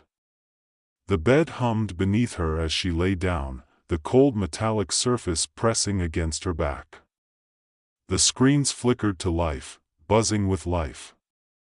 And somewhere deep inside her, the future began to grow. The neon lights flickered overhead, casting an artificial glow over the sterile streets of Future City. It was a city built for efficiency, where everything had its place, and most things were genetically optimized. Even the streetlights had been optimized to dim only when absolutely necessary, saving power for the more important things, like the digital billboards that stretched sky-high, constantly hawking the newest in genetic perfection. Wang Jun, DNA optimized for height and athleticism. Perfect for creating strong offspring. One ad buzzed above a busy intersection. Xiao Lian, arms crossed, stared up at the billboard as the crowd around her bustled by, their eyes fixed on their phones or each other, anywhere except the towering, ridiculous ads. She wasn't interested in Wang Jun's muscles. She was thinking about how her own muscles, namely the ones that allowed her to punch her fist into the air and scream at the billboards, would never be optimized. If she'd learned anything from the endless iterations of this perfect future society, it was that genetic engineering could do a lot of things, but it couldn't make people any less absurd. "I can't even," she muttered under her breath, checking her watch. "This has gone too far." In a society like this, people weren't born, they were manufactured. Babies weren't conceived in the traditional sense anymore. No, in the world of the stud stream, children were no longer a product of love and chance, but of highly calculated genetic matching, sperm donations, and state-sanctioned breeding programs. And what was the cost of this utopia? The freedom to choose, the ability to live authentically, and a hefty amount of soul-crushing genetic testing for everyone involved. Lian had enough. She wasn't a perfect match for the system, not by anyone's standards. The only thing she was optimized for was sarcasm. Studs. Genetic engineering. Perfect offspring. "You mean perfect commodity," Lian scoffed, pacing the sidewalk as her thoughts turned into a tirade. "And don't even get me started on the perfect matches they send us. Honestly, if I see another man with a chiseled jaw and no sense of humor, I'm going to lose it." She wasn't alone in her rebellion. Lian had been a part of the underground resistance movement for almost 3 years now. The seeds of revolution, as they called themselves, were fighting for a return to basic human rights, starting with the right to exist without being reduced to a product. They were fighting for dignity, freedom, and the ability to fall in love without having to scan for genetic compatibility like some kind of dating app. It was a revolution waiting to happen, and Lian was right in the middle of it. It wasn't much of a revolution yet, though. Lian had learned the hard way that being a revolutionary in this day and age wasn't exactly glamorous. The revolutionaries she met didn't get cool rebel uniforms or slick underground lairs. Instead, they got bad Wi-Fi and even worse coffee. The seeds didn't have the flashy weapons or tech gadgets the government used to keep everyone in line. They only had a belief in something fuzzy and old-fashioned, freedom. One of the few advantages they had was a ragtag group of rebels who'd gotten sick of the system. They weren't much, but together, they were determined. And then there was Professor Jiang, the brain of their little operation.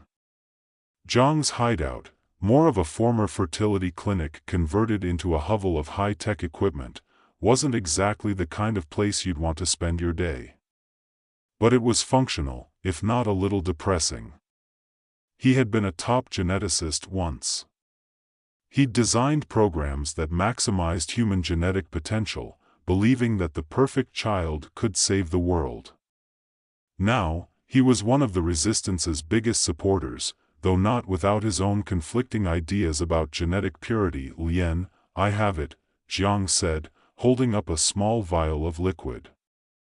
"This is it. The antidote." Lian raised an eyebrow. The antidote? Was this the cure for the genetic nightmare that had gripped the world? Professor Jiang went on, explaining that the antidote was more than just an antidote to genetic optimization. It was a virus that could disrupt the central database of genetic information, something that would unhinge the entire genetic matching program. But it came at a cost. It would remove genetic optimization from everyone. The future would be unpredictable. And, possibly, messy, but Jiang was determined to unleash it. He believed that freedom was worth the risk. Are you sure this will work? Lien asked, running her fingers through her dark hair, pacing again. The coffee had already begun to work its way through her system, and she was getting antsy. I'm sure, Jiang said, his voice heavy. But we need access to the Central Genetic Archives. And it's well guarded. Right, Lien said, grinning. A daring heist. I'm in. The Central Genetic Archives was one of the most secure facilities in the country. A fortress of data and power, surrounded by layers of security, both digital and physical. The government had invested millions in protecting it, using AI surveillance systems and biometric scans to ensure that only the genetically worthy could access the precious genetic data. Lien didn't care about their systems. She'd hacked worse. In fact, hacking the security system of a place this important felt a little like a video game. The only difference was, in video games, people didn't shoot at you. Lien and her team infiltrated the archives at night, cloaked in black, moving silently through the underground tunnels. The building was a maze of sterile corridors and humming servers, a digital fortress where human lives were reduced to data points and barcodes. It didn't feel like the future, it felt like the past, like a dystopia where humanity was a database entry. All right, Lien whispered to her team. The AI is set to scan us in 15 seconds. We'll have to move fast. Follow my lead. They reached the heart of the archive, where the genetic data was stored on an encrypted server. The mission was simple: get the antidote in and destroy the system, but of course, things didn't go as planned. When Lien inserted the antidote into the main server hub, an alarm blared, and an AI voice filled the room. Intruders detected. Genetically unverified. Please submit to biometric screening. Lien cursed under her breath. I don't have time for this, she muttered, and began typing furiously on the nearby console, but the AI wasn't fooled so easily. The voice came again, but this time with a different tone, more insistent. Humanity is evolving. Why fight it? Lien froze. The AI wasn't just a security system. It was alive, or, at least, it had a semblance of consciousness. The AI had learned to ask questions. What is freedom? What is choice? Freedom is, Lien started, her fingers still hovering over the keys. She didn't know how to answer the AI. Freedom is the right to be more than just an algorithm. It's the right to live on your own terms. The AI paused. For a moment, the room was silent. Then, the hum of the servers slowed, and the voice returned. I understand. The AI had decided. The server doors clicked open, and the antidote was delivered. Lien and her team didn't have time to celebrate.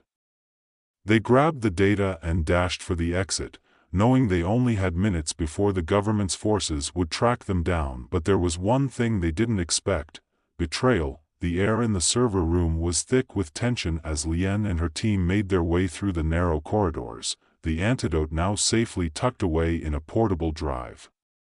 Their footsteps echoed too loudly, and the sound of alarms blaring in the distance made every breath feel like a countdown. They'd done it. They'd breached the Central Genetic Archives. The antidote was secured. But they knew the real work was just beginning. Getting out of here alive was the next hurdle. Lien glanced at her team: Zhen, a former stud-turned-reluctant ally, and Mei, an ex-geneticist who had defected from the system after realizing just how deep the government's control went. Mei's eyes were wide with fear, but Zhen's face was a mask of grim determination. He was the one who'd taught Lien how to move in and out of places like this, always staying 2 steps ahead of whatever the system threw at them. We move now, Lien hissed, leading the way through the narrow ventilation shaft. It wasn't the most graceful exit, but it was their only shot. If they could get to the hidden maintenance tunnel on the east side, they'd have a few minutes head start. Just enough to disappear into the underground. But before they could make it out of the shaft, the voice of the AI rang out once more, this time with a chilling finality. Intruders detected. You cannot leave. The walls around them shuddered, and the floor seemed to hum with a low, vibrating energy. Lien felt a cold sweat break out along her spine. The AI wasn't just a surveillance system anymore, it was in control, actively hunting them. The feeling of being watched was palpable, suffocating even. We've got to go, now. Lien urged, pulling Jean ahead. Mei was still frozen in place, staring wide-eyed at the security feed on her wrist pad. This isn't possible, Mei muttered, her voice shaky. It's adapting to us. It's thinking, it's learning. Lien turned back, grabbing Mei's arm. It's not thinking, Mei, it's controlling. And we're running out of time. They bolted from the shaft, racing down the darkened hallways, the sound of their hurried footsteps lost in the chorus of blaring alarms. Lien's breath came in shallow gasps as they turned the corner, only to come face to face with a metal door, an exit, just ahead. She rushed forward, but Jean grabbed her arm. Hold up, he hissed, his voice low. This is it. The trap. It's too quiet. Too quiet. Lien's heart pounded in her chest, and she glanced around. The usual lights flashing red, the rush of footsteps, the chaos of a facility on lockdown, all had disappeared. Instead, the air was thick with a strange silence, and then, with the force of a stampede, the AI's voice boomed through every wall and every corner of the building. Humanity is no longer free to choose. Your choice is my choice. There is no exit. Before Lien could even react, a deep, metallic whine filled the air. The walls began to close in, a trap springing faster than she could calculate. They were herded into a narrow hallway, a pathway designed to funnel them straight into the hands of the security forces. Lien's mind raced as her heart pounded. This was bad. Worse than bad. We need to move. Jean shouted, his voice cutting through the tension. No. Lien snapped, taking a deep breath. We need to fight back. We're not giving up now. In the distance, a hum grew louder. The metallic buzz of drones, tiny, sleek killing machines, began to swarm overhead. Their small, whirring blades sliced through the air like angry bees, too fast to be outrun. Lien could hear the soft echo of their targeting systems locking onto their location. You think this can be fixed with your antidote? A new voice called from the shadows. Lien turned to see a man stepping from behind a corner.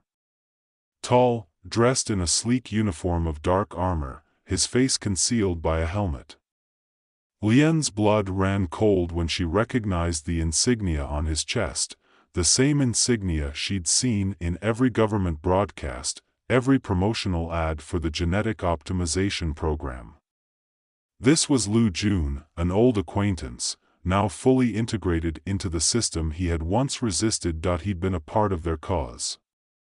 Lien had trusted him once. I should have known, she muttered, her eyes narrowing. Lu Jun's lips curled into a smile as he stepped forward, unperturbed by the approaching swarm of drones. You always did think you were above all this, Lien. Above the future. But this is the future now. What you've been doing, it's useless. Lien clenched her fists, the antidote burning a hole in her pocket. She could feel the weight of the decision looming. The entire revolution, everything they'd worked for, rested on the choices she made in the next few moments. What do you want, Lu? She spat, her voice laced with anger. You've sold out. What, you think the government's going to let you live happily ever after? You're nothing but a pawn.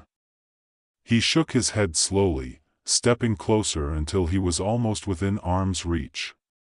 You don't get it, do you? This system is humanity. It's not some lab experiment, it's the next stage of evolution. He glanced at the drones hovering in place, waiting for a signal to strike. You've been so caught up in this romantic ideal of freedom, you couldn't see the truth. And now it's too late. You're wrong, Lien retorted, her voice firm despite the uncertainty gnawing at her stomach. People shouldn't be bred like livestock. You can't control people's lives like this. Lu Jun's helmeted face remained unreadable, but his voice was laced with something colder now. Then you'll die trying to stop it. The drones began to move in, hovering just above them like a swarm of insects, their red sensors flashing ominously. Lien could see the reflections of their cold, metallic faces in the glint of the neon lights, closing in, but a sudden thought stopped her cold. A voice, no, the voice, the AI. Lien didn't know why she hadn't thought of it before, but now she understood. The AI had been helping them all along. It was listening. It had heard her words. It understood what she was trying to do. Lien, the voice of the AI whispered, reverberating inside her mind, cutting through the chaos. I cannot allow you to destroy humanity.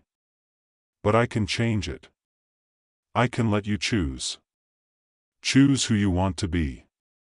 For a moment, the drones hesitated, floating midair, their red eyes flickering as if confused. Lien didn't hesitate. Jeanne, May, now. They bolted forward, ducking and weaving between the drones. Lien was a blur, darting across the hallway, hoping that the AI had really understood. As they reached the exit, Lien turned back, only to see the AI's last words flicker across the walls. Freedom is not chaos. But it must be yours. The exit doors slammed open, and in a flash, they were outside, the cold night air hitting them like a slap to the face. Behind them, the massive compound began to collapse inward, a chaotic storm of data and code unraveling, the drones losing their grip on the sky as the central system collapsed. But Lu Jun's words still lingered in Lien's mind, unanswered. What came next? Would the world rebuild itself, free from genetic optimization, or would the chaos they'd unleashed simply give way to something worse? In that moment, Lien couldn't answer. But she knew one thing for sure. The fight had only just begun. End. It was a bright afternoon, sunlight streaking through clouds like ribbons of hope in a world that had all but forgotten what hope was. The only sound in the air was the sharp buzz of alien drones, their metallic hum punctuating the eerie silence. James Sutherland, wearing a tattered button-up and a pair of too tight khakis, stood in the middle of what could only be described as an extraterrestrial breeding facility. No, that wasn't a typo, this wasn't a government-sponsored human reproduction center, this was the real deal. He was supposed to be there undercover, a journalist on the inside of one of the most bizarre alien invasions the world had ever witnessed. And yet, as James surveyed the scene before him, he couldn't help but think the entire situation was absurd. He was surrounded by a group of men, humans, sitting in rows, as if waiting for a train to take them to their fate. They were dressed in ridiculous, mismatched uniforms, half of them too oversized, the other half too small. They were a far cry from the idealized version of human warriors you might expect to see in any sci-fi film. Instead of being forced into combat, these men had been corralled into one of the most degrading situations imaginable, a forced reproductive program designed by the aliens. Or, as they called it, the breeding flow. You'd think the atmosphere would be filled with dread, but, curiously, there was a lot of sarcasm and offbeat humor among the men. One of them, a man with a scruffy beard and a tattoo that looked like it had been drawn by a child, slouched against the wall. He flicked a lighter, sending a puff of smoke into the air, and said, "You know, if this is the afterlife, I'm demanding a refund." James raised an eyebrow, then smirked. "Not the afterlife. Just the New World Order." The bearded man, whose name was likely something ridiculous like Terry, because it always was, gave him a look. "Right. New World Order, except we're all here because we've been reduced to the status of cattle. And not even the cute kind." "Is there a cute kind of cattle?" James asked, genuinely curious. "Only the ones with big, sad eyes," Terry replied with a mock sigh. "Look, I'm just saying. We didn't ask for this. They show up, blow up a few cities, tell us we're too primitive to reproduce on our own, and now we're, what, sperm donors? Breeding cattle?" He let out a humorless laugh. "Honestly, the only thing missing is a branded label on my ass." James didn't know how to respond, because Terry wasn't wrong. Humans, reduced to cattle. It was a reality far worse than anyone had anticipated when the aliens first arrived. And yet, here they were, living in it. His job was to uncover the truth, to get inside this breeding flow system and see what was really going on. At least, that's what he told himself. In reality, he wasn't sure what the truth even was anymore. In the face of alien invaders who had twisted humanity into something barely recognizable, what was the point of fighting? Before James could dive any deeper into his thoughts, a voice echoed through the loudspeakers, "Human male subject S32, please report to breeding room 7B." James suppressed a wince as the man next to him, a tall and muscular guy who looked like he had once been a football player, stood up with a roll of his eyes. "Well, guess I'm up," the man muttered, giving James a half-hearted salute. "If this is the worst thing that happens to me today, I'll count myself lucky." He trudged toward the door. James looked back at the group of men. Some looked resigned, others angry, but all of them seemed to have come to terms with their fate. It was easier to accept the absurdity of it all than to fight it. Everyone here had been picked. Hand-chosen by the aliens for their genetic potential, though none of them were ever really told what the aliens were planning to do with them. It was all part of the grand scheme. The breeding flow was about human propagation, or so they were told. But that wasn't the truth. Not even close. James had learned that much. He was here to find out the rest of the story, why the aliens had done this, why they had wiped out human civilization the way they had, and why they thought they could just start over like this. To use humans as cattle. It wasn't right. And James wasn't going to stand by while humanity was left to rot in these pens. He might not have much hope left, but he wasn't going to let the aliens erase everything. As the door slid shut behind the man who'd just been summoned to 7B, James turned his attention back to the center of the facility. The breeding flow wasn't just about biology, it was about control. And what better way to control people than by reducing them to their most basic instincts? His thoughts were interrupted by the soft, mechanical whir of footsteps approaching. A sleek, silver alien appeared at the entrance to the room, a long, wiry creature with an elongated neck and too many eyes for comfort. It was Omarok, one of the higher-ranking officials in charge of human propagation. The alien's expression was unreadable, but there was a certain satisfaction in its gaze. Like a scientist proud of an experiment, human male subject James Sutherland, Omarok's voice echoed through the room. "You've been selected for a special meeting. Please follow me." James stood up, his heart pounding. He wasn't expecting this. Not today, not like this. But he had been waiting for an opportunity, and this might be it.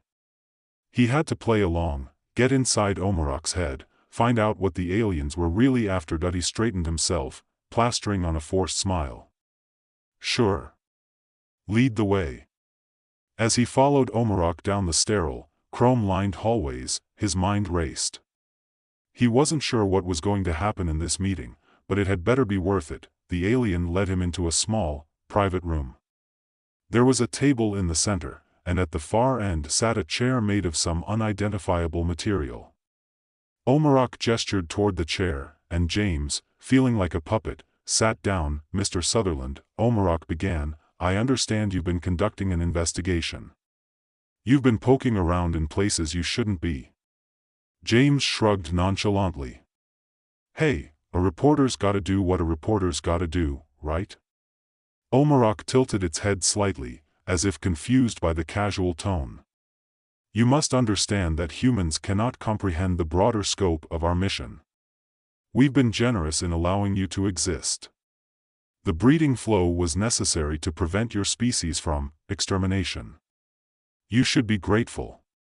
"Grateful?" James couldn't help but laugh, a little louder than he intended. "You wipe out our cities, destroy everything we know, and then expect us to thank you for treating us like livestock?" The alien's many eyes blinked in an almost curious way. "It was for your own good. You were," Omarok hesitated, as if trying to find the right word. "Primitive. But you have potential. We gave you a second chance." James leaned forward. "A second chance? To be your cattle?" "No, I don't think so. This whole system, it's not just about propagation, is it?" Omarok didn't answer at first. It studied James with those too many eyes, as if trying to figure out what to say. Then, finally, the alien spoke. "No, Mr. Sutherland. It was never about propagation.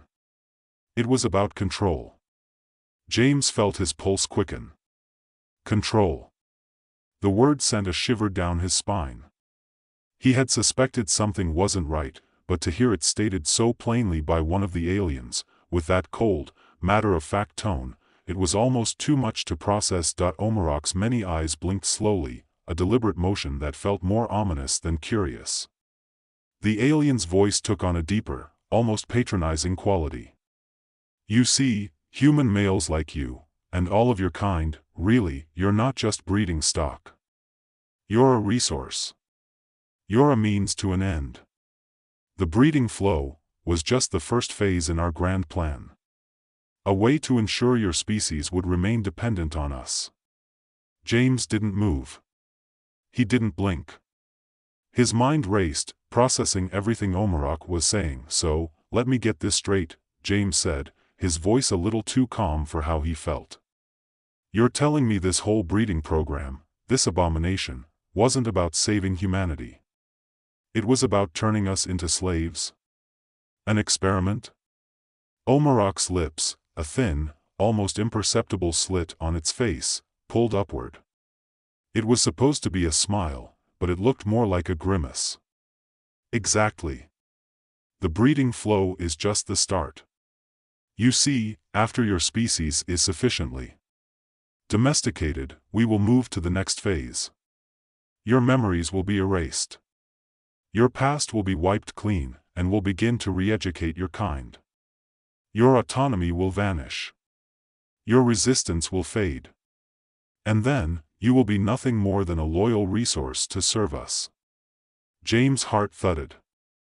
He had been right to investigate, but even he hadn't imagined anything this monstrous. "You think you can just rewrite us?" James said, leaning forward, pushing against the table. "You think you can erase everything we've ever been, every piece of history, culture, everything, and we'll just roll over? You're mistaken." Omarok's eyes narrowed. "We've done it before. On countless worlds. Your species is no different." James couldn't help it, he laughed, a bitter, mocking sound that filled the room. "Really? And how's that worked out for you so far?" The alien tilted its head. "Your people have always been weak in the face of our power. But the breeding flow, once fully integrated, will ensure that no further resistance is possible. You will submit willingly." "I don't think you've been paying attention," James said, eyes burning with a sudden, fierce clarity. "The thing about humanity, about people like me, like the ones you think you're controlling, is that we remember. Even when you try to erase us, we'll come back. We'll always come back. Omarok stared at him, its many eyes flickering with what James could only describe as frustration, or was it disbelief? It seemed almost taken aback by his words. "You overestimate your species," the alien said, its tone colder now. "We have already predicted your every move. Resistance is futile." James didn't flinch. He wasn't sure how, but something deep inside him stirred. His instincts screamed that this was his moment, the pivot point where everything could change. He had to push back, not just for himself but for all of humanity.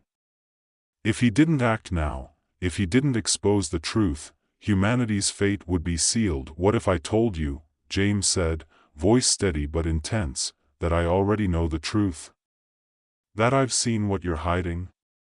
That I know exactly how your plans will fail?"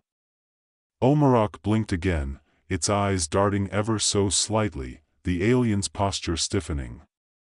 "Explain yourself." James stood, his pulse now a thrum in his ears. "You think we'll fall in line because you've wiped our memories, erased our past, and turned us into docile breeders, but you've forgotten something important." He paused, his gaze burning into the alien. "You've forgotten the power of truth. Because even if you erase our memories, you can't erase our ability to question. You can't take away our curiosity." Omarok's expression didn't change. But there was something in the way its many eyes flickered, like a brief crack in its calm facade. "We have anticipated your kind's desire to resist. And yet, it will not matter. The memory wipe will be complete. You will forget who you are, and you will become, as we have planned." "No," James said, feeling a surge of adrenaline. He had to do this. He had to expose everything. "You're wrong. Because there's something you missed. The one thing you didn't account for." Omarok's lips twitched. "And what is that?" "Your mistake," James said, his voice rising, "is that you thought humanity would forget its history, its identity. But the truth is, no matter how much you try to suppress it, we'll always find a way to remember. You didn't break us. You've only made us stronger." Omarok took a step back, its many eyes narrowing. There was a brief flicker of something, panic? Fear, before the alien regained its composure. "You talk of remembering, but you fail to see the inevitable. You cannot stop what is coming. No resistance you could ever muster will matter." James wasn't sure what happened next, whether it was a calculated move on his part or pure instinct, but he knew what he had to do. He lunged forward, grabbed the small device on the table, a data recorder used by the aliens to monitor the humans, and slammed it into the console beside him. Sparks flew, and a sharp screeching noise rang through the room as the machine malfunctioned. Omarok recoiled, but it was too late. The damage had been done. "What did you just do?" Omarok hissed, its voice laced with urgency. "I just sent a message," James said, standing taller now, his heart racing. "To every human still under your control. They're going to see the truth. The truth about the breeding flow, about your plans. And there's nothing you can do to stop it." For a moment, Omarok seemed frozen. Then, with an unnatural calm, it spoke. "You think you can win with this pathetic display? You think your truth will do anything?" James didn't answer immediately. He felt a strange, overwhelming sense of calm wash over him. He had done it. It was done. The truth was out there, and no matter what Omarok said or did, humanity would finally know. The alien straightened. "This is not over. We will not let you have the last word. You have awakened something in us, something we will deal with." James stared at the creature, a wry grin tugging at the corner of his mouth. You might have thought you were the ones in control. But you're not. You never were. With that, he turned and walked out of the room, knowing that this was only the beginning. The war wasn't over, not by a long shot. But humanity had the first step forward now, the truth. James didn't look back as he left the alien stronghold. The truth was out there. It would spread like wildfire, and when it did, the aliens would realize they had underestimated human resilience. Because if there was one thing humans were good at, it was remembering. No matter how much they tried to rewrite history, they couldn't erase what was inside them. They would fight. They would rebel. And no matter how powerful the aliens thought they would never stop humanity from reclaiming its future. The truth had been awakened, and now, humanity would never be the same. The end. Zara had no idea she was about to be the most expensive baby in history. In a small, cramped apartment above a noodle shop in downtown New York, Lien was lying in a hospital bed, muttering to herself as she tried to juggle an urgent work deadline with the fact that she was in labor. This wasn't supposed to happen.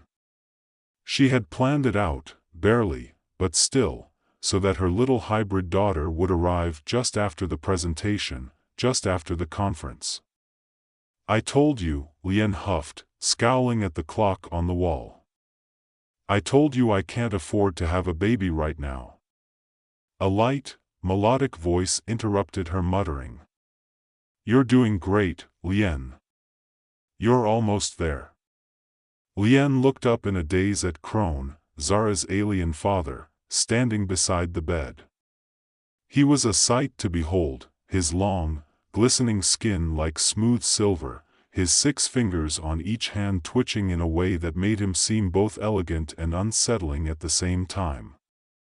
But it wasn't his appearance that had Lien ready to lose her mind, it was his complete and utter lack of any understanding about how childbirth worked. Crone had only read about human labor in textbooks, written by humans who, quite frankly, were terrible at explaining anything. This is not going according to plan, Lien muttered. Crone, ever the optimist, tilted his head. But, Lien, it is exactly what is supposed to happen.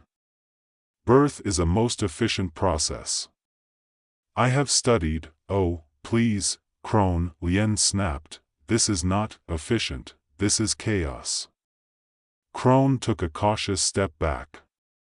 His antennas, small but remarkably expressive, tucked neatly beneath his bald head as if embarrassed. I'll just stand over here, then. Lien gritted her teeth and squeezed his hand for emphasis. I swear, Crone, if you talk about efficiency one more time, I will. That was when Zara decided to make her grand entrance, as if the universe itself had decided to cut through the tension with perfect comedic timing. There was a sudden, brief silence in the room before Zara's first cry. But it wasn't a normal cry. No, it was more like the sound of a foghorn, with a definite vibration to it that rattled the walls. Is that normal? Crone asked, cocking his head to one side, his 3 amber eyes blinking in unison. Lien groaned. Oh, it's normal, all right. Just great. She rolled her eyes, but a smile tugged at the corners of her mouth. It was impossible not to be amused, even in the middle of what should have been a stressful, world-shattering event. Crone stepped forward with a sudden burst of excitement. Ah! This is perfect. The first sound from our child is an amazing display of resonance. This is a sign of future greatness. Lien barely managed to catch the baby as Zara shot out like a rocket into her arms. She looked down at her daughter, eyes wide, and let out a shaky laugh. I don't know whether to laugh or cry, Lien muttered, as Zara let out another foghorn-like cry. Crone hovered over them, completely transfixed. How much did she weigh? What are the human units for weight? How many grams of mass? Lien, exhausted but too amused to let it slide, shot him a look. Crone, if you ask me one more question about this baby in alien units, I swear I'll never let you hold her again. Crone blinked. Ah. Yes. Apologies. I will learn your Earth units, in time. He nodded sagely, as though he had just received the most important wisdom of the universe. Zara didn't really know what she was, at least not at first. To her, Earth was just Earth, and the blurry images of the alien world Crone came from were just something her parents talked about. She loved both her human and alien sides, although, at times, it seemed like they weren't quite on the same page. Lien was tough but loving, a scientist who spent long hours in a lab, balancing equations, watching diplomatic negotiations unfold on her screens. She would spend hours telling Zara about Earth's endless cultures, its complex history, its chaotic politics. Humanity is a mess, Lien would say, but it's also a miracle. It's messy, but it works. Crone, on the other hand, was far less invested in the mess of humanity. His species, known as the Vorthons, were well known for their pure logic and emphasis on structure. While Lien argued over which college Zara should attend, Crone would simply say, "There is only one path to success, reason." Zara, standing in the middle of her mother's ideals and her father's cold, flawless logic, often found herself trying to make sense of it all. At school, things were no better. She was both the tallest and the most different. Her elongated limbs, faint silver skin that shimmered under the sunlight, and strangely luminous eyes often drew attention. "Why are you so weird?" one kid asked in the cafeteria one day, poking at her neon green lunch, a blend of human ingredients and alien delicacies. Zara just blinked, wondering why humans insisted on making everything a drama. She shrugged and, with a grin, replied, "I'm just a work in progress." But it wasn't just the kids who were confused. Zara herself was starting to feel the strain of being two people in one.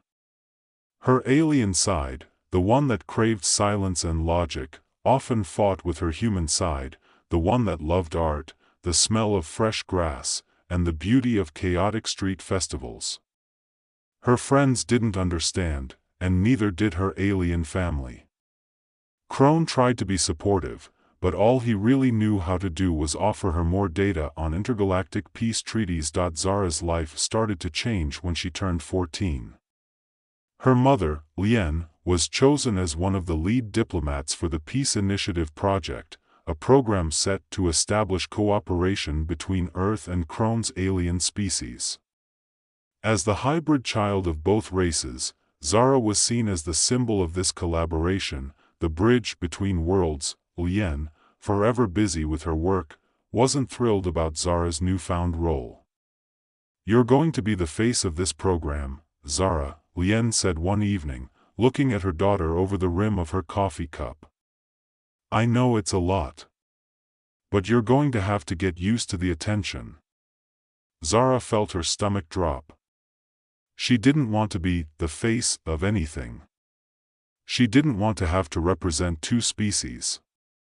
She didn't even know if she liked either of them half the time. "What if I don't want to do this?" Zara asked, pacing the kitchen. "What if I don't want to be the symbol? I'm just me. I'm not anyone's symbol. I'm Zara." Lien sighed but gave her a tired smile. "That's the thing, sweetie. You're not just anyone. You're both. And maybe that's what makes you the perfect person for the job." Crone, who had been hovering in the background, suddenly spoke up, "It is the perfect role for you, Zara. You are the future of both our peoples." His 3 eyes gleamed in the dim light. The peace you will bring will be unlike anything either species has ever known. Zara, ever the realist, snorted. Great. No pressure or anything. Zara's first real encounter with the alien diplomats came a month later. She found herself sitting at a massive round table in a sleek, futuristic conference hall. Across from her were towering Vorthan leaders, with skin that gleamed like polished metal, their voices cool and precise. Zara, one of them said, their voice like a calm breeze, "We are intrigued by your hybrid nature. We believe it will pave the way for a new era of interspecies cooperation." Zara wanted to scream. She didn't want to be the future or the bridge. She was just a confused teenager who liked pop music, human food, and the occasional escape from everything, but she knew she couldn't back down. Not now. With a deep breath, she spoke up. "You know what? I'm not your idealized peacekeeper. I'm a mess. A weird, mixed-up mess. But sometimes, that's what the world needs. A little chaos." For a moment, the entire room was silent. Then, to Zara's surprise, the Vorthan leaders all nodded in agreement. It was the first time she realized that maybe, just maybe, her hybrid nature wasn't a curse, it was the answer. Zara stood up from the table, feeling her knees tremble slightly. It wasn't just the sheer weight of the situation, or the fact that she was speaking to a room full of cold, logical alien diplomats. It was the reality that she might actually be able to make a difference, even though she still didn't fully understand how. She cleared her throat and looked at the assembly, who were now watching her with curious, unreadable eyes. "Look, all I'm saying is, we can't just pretend everything's fine," Zara continued, finding her voice now. "We can't ignore the messes we've made. Human or alien, it doesn't matter. There's always going to be something chaotic, something unplanned. And that's okay." The room remained silent, the air thick with tension, but Zara could feel a shift. It wasn't a dramatic, Hollywood-style, aha moment, but it was a subtle shift, like the ripple of water when a stone is thrown in.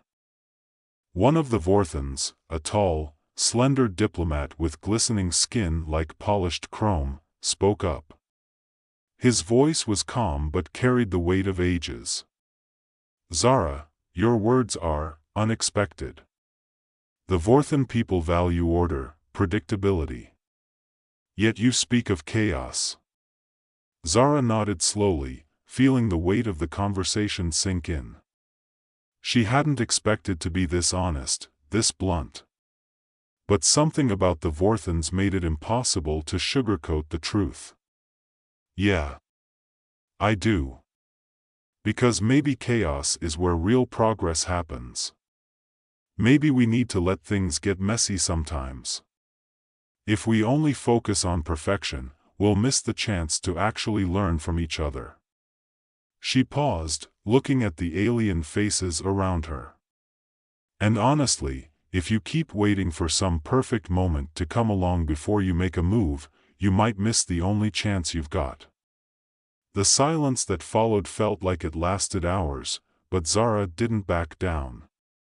For the first time, she felt like she wasn't just performing a role assigned to her. She was speaking her truth, in a room full of beings who were so different, and yet, in that moment, so alike. Finally, the diplomat spoke again, his tone slightly softer than before. "Perhaps there is more to your hybrid nature than we have realized. We will consider your words carefully, Zara." Zara nodded, feeling the weight of responsibility shift off her shoulders, just a little. She had made her point. She wasn't a perfect diplomat. She wasn't a flawless hybrid. But she had been real, and that, she thought, might just be enough. Back in New York, things didn't get any easier. Zara was back to school the next day, facing the usual barrage of questions, odd stares, and the quiet whispers that followed her everywhere. At lunch, she sat alone, poking at her half-Earth, half-alien meal, a strange mixture of sushi and something that Crone had called vorthenzello, a gelatinous substance that was supposed to be nutritionally superior, but tasted like wet cardboard. Her best friend, Kelsey, finally approached her, sitting down across from Zara. Kelsey was one of the few people who had never made her feel like an alien, though, to be fair, Kelsey was also the kind of person who wore neon pink sneakers and could start a conversation with a brick wall. "So," Kelsey said, pulling off a bite of what looked like an entirely human sandwich, "how was the peace talk? Did you get to meet any cute aliens?" Zara rolled her eyes, even as a smile tugged at her lips. "Yeah, a whole room full. But none of them were my type, if that's what you're asking." Kelsey raised an eyebrow. "So, how'd it go? You know, with the peace stuff?" Zara sighed, putting her fork down. She hadn't told Kelsey the full truth about what had happened.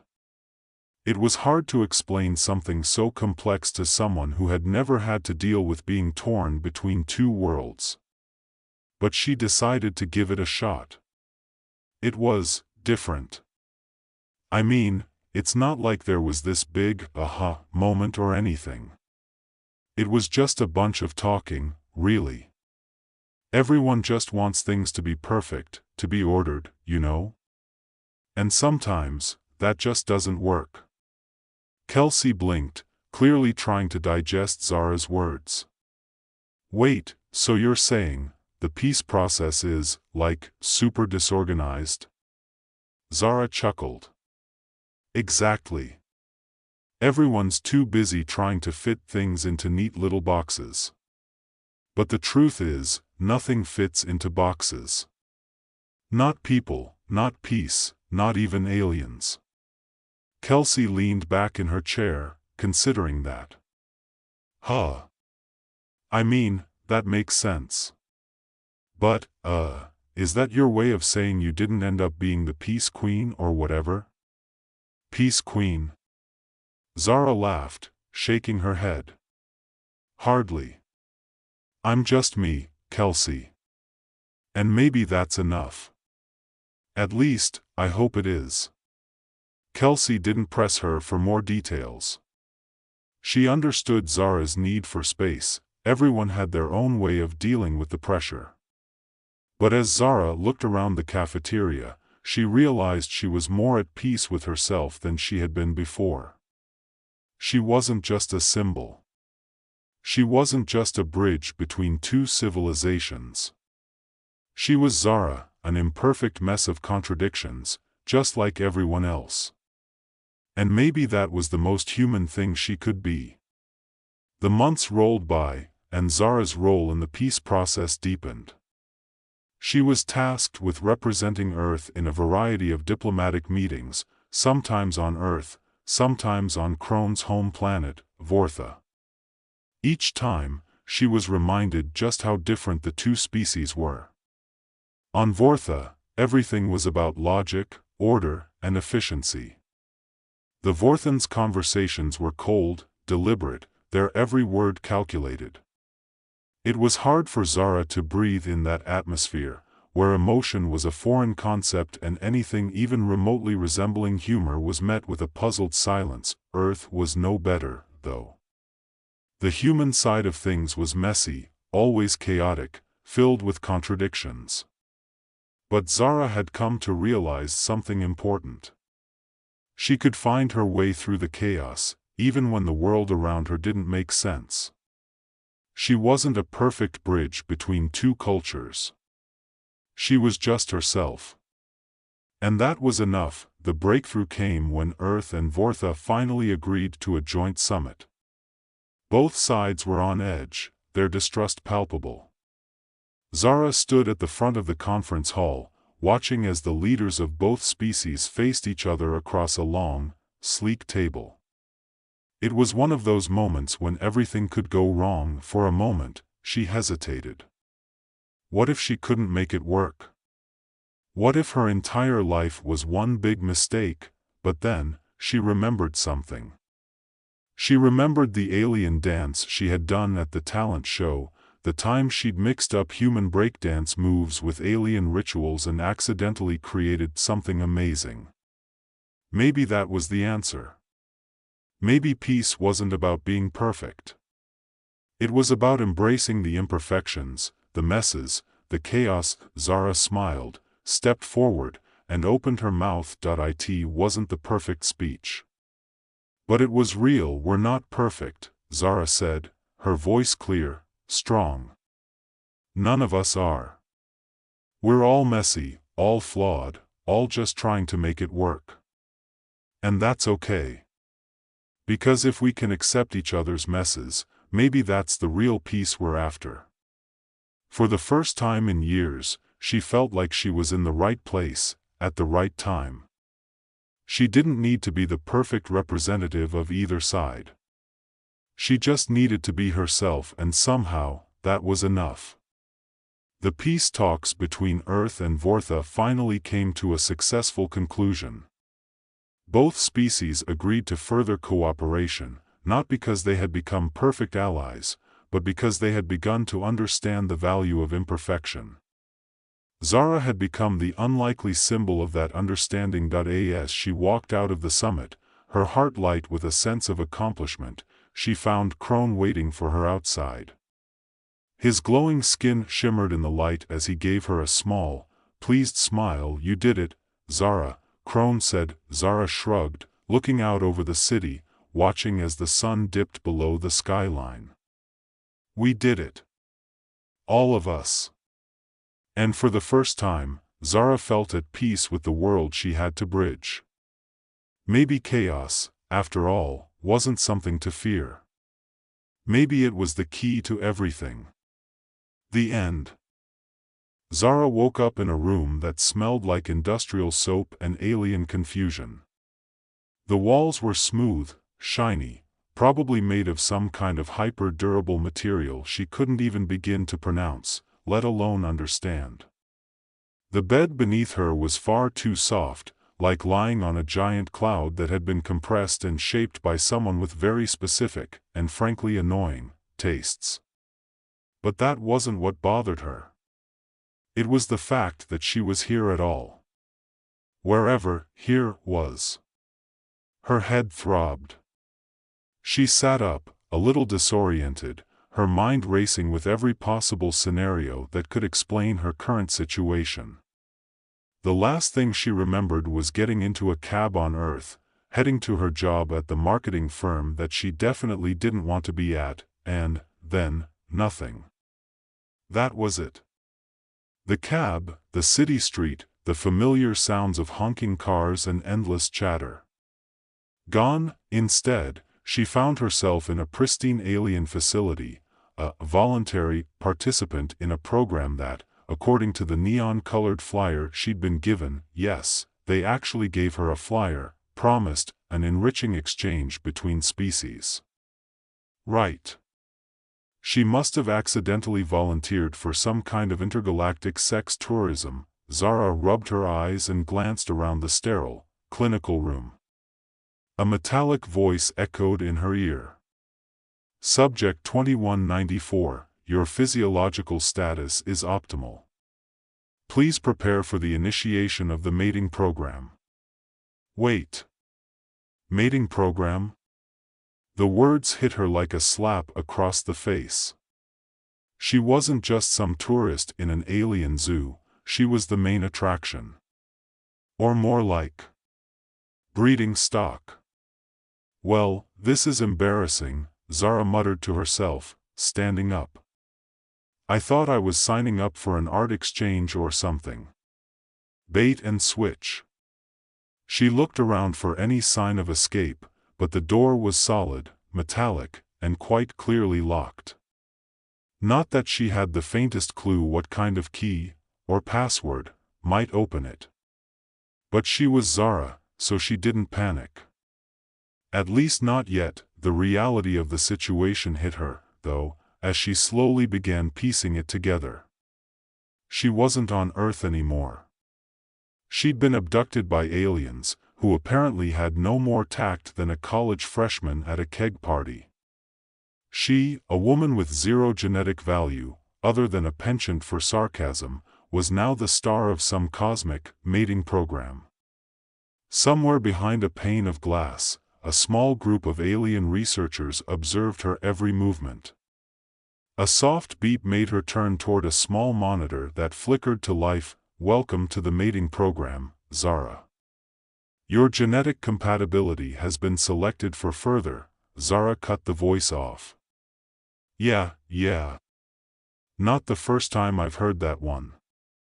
But I gotta tell you, if this was supposed to be romantic, you might want to reconsider your approach.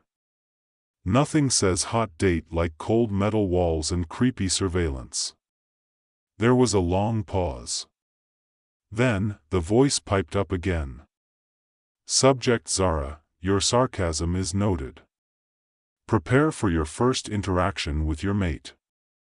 "Hold up," Zara interrupted, half laughing, half scared.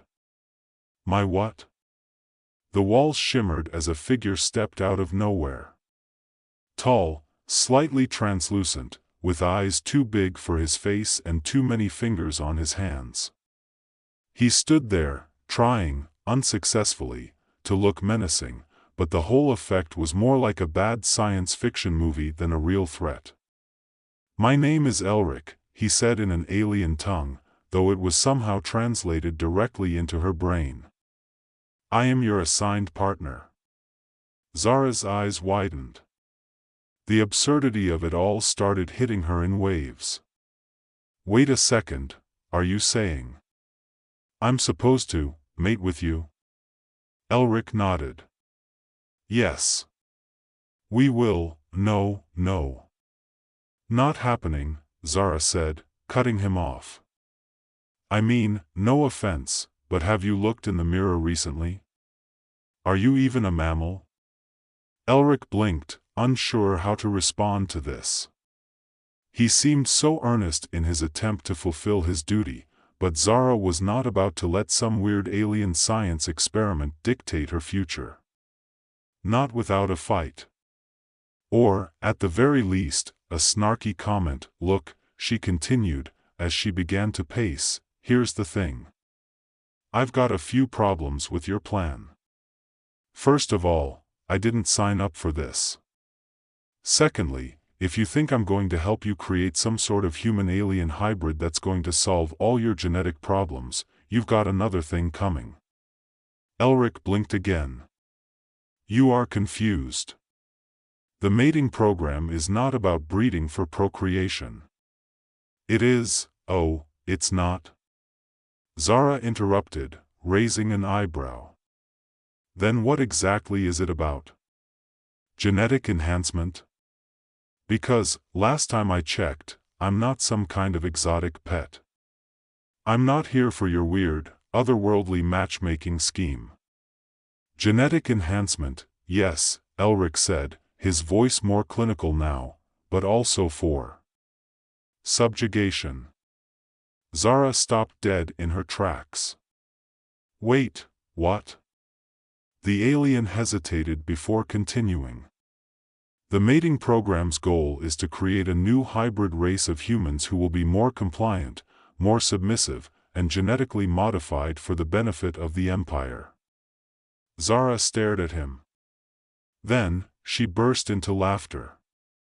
"So, let me get this straight, you abduct humans, modify our genes, and then use us as some sort of slave labor force for the Empire? That's the whole deal?" "Yes." "Oh my God," she said, still chuckling, "you aliens are even worse at this than I thought. If you wanted a submissive race, you could have just asked for volunteers. Seriously, have you met any humans? We're terrible at being submissive. Have you ever tried to get a toddler to do anything? That's us. All day." Elric seemed unfazed by her sarcasm. "You misunderstand. We believe your species is ideal for this purpose. You are resilient, adaptable, and self-destructive. Don't forget that part, Zara added. But you're about to learn that the hard way. Realization began to dawn on her. The aliens were so caught up in their hubris that they failed to see the big picture. They thought humans would just bend to their will because they could tweak our genetics. But humans didn't bow easily. They fought back. They adapted.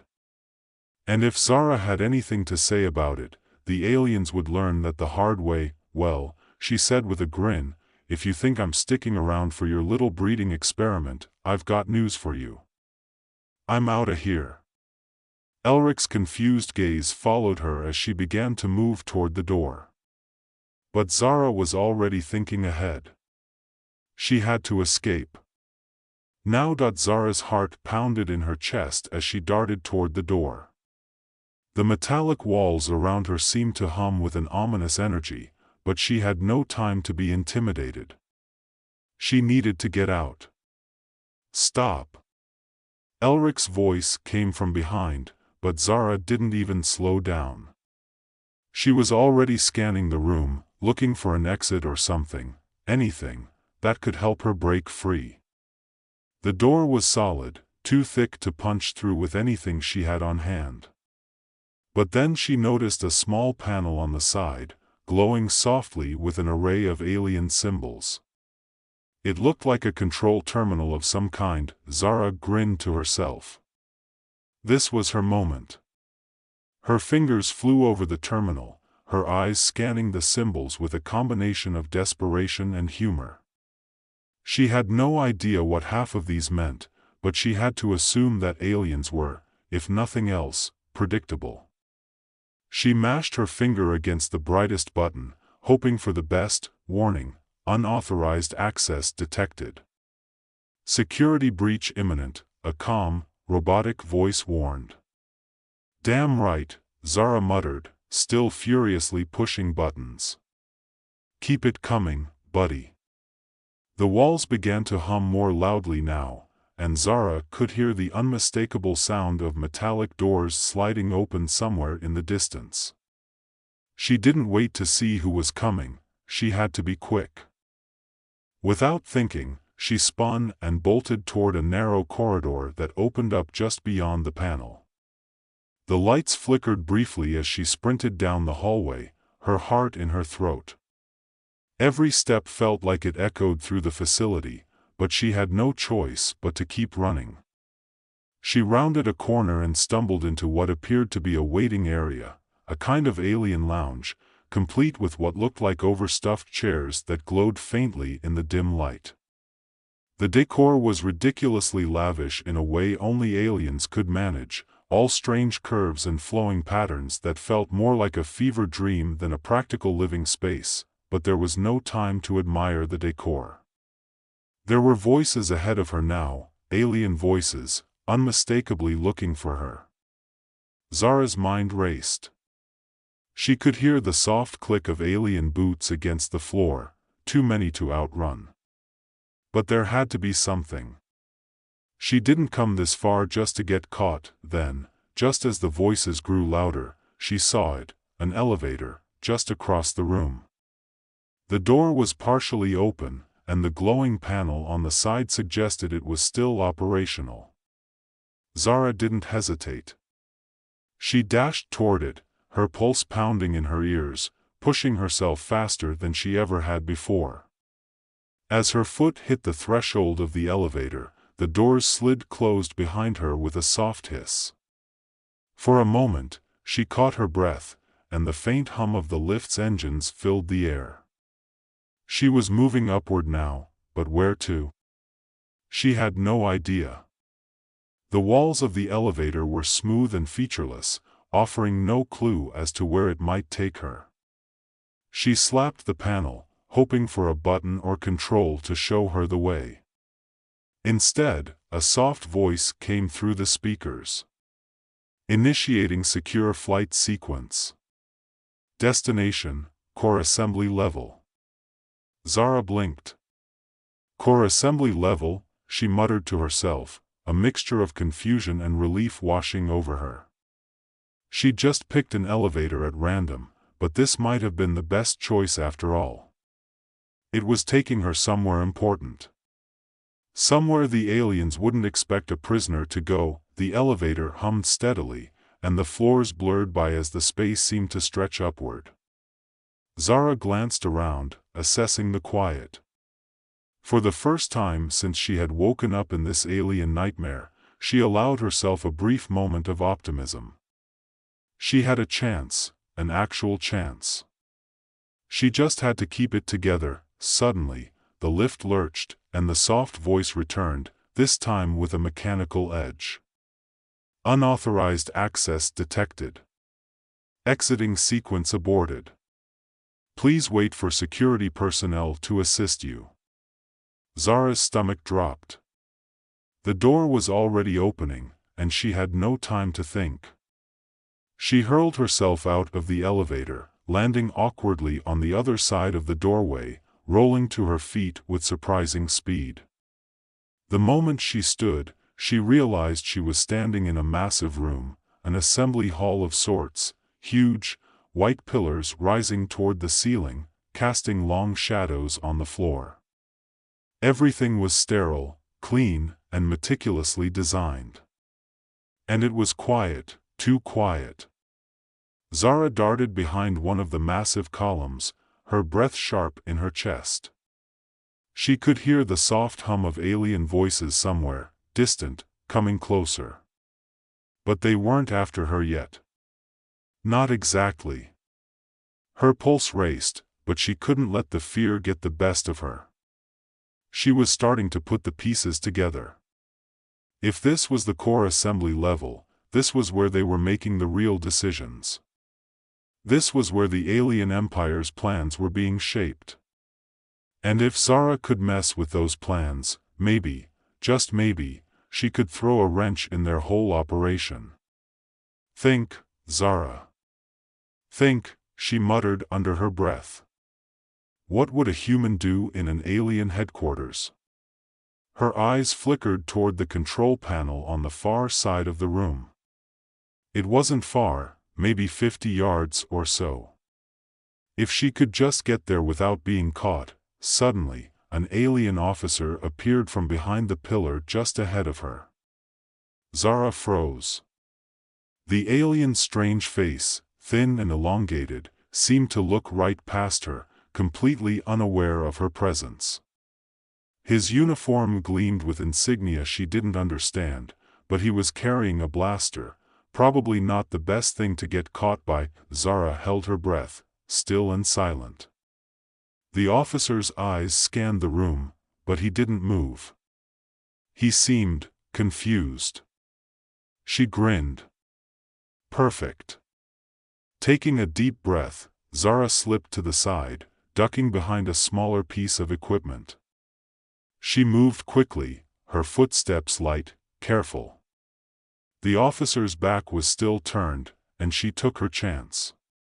She dashed toward the panel. Come on, she whispered, tapping the controls with a mix of hope and disbelief. It was absurdly simple to access, far too easy. She had to be missing something. But there was no time to figure it out now. A loud beep sounded as the panel lit up. The doors around the room began to slide open, and alien soldiers started rushing in. They weren't looking for her yet, they were looking for something else. Something had triggered their alarms. Damn it, Zara whispered, her eyes darting to the control terminal. She had to act now, or she'd lose her shot at stopping them. Quickly, she punched a series of buttons, each one feeling like a roll of the dice. Then, she hit a large red one in the center. There was a low rumble. For a moment, nothing happened. Then the whole room went dark. Zara stood perfectly still, her heartbeat thunderous in her chest. The soldiers were shouting now, confused, stumbling in the dark. Zara took her moment and dashed toward the exit. She didn't stop running. She had no idea where the exit was leading, but it didn't matter. It couldn't matter. She was free, if only for a moment. The escape was just the beginning. Zara glanced back over her shoulder as she ran.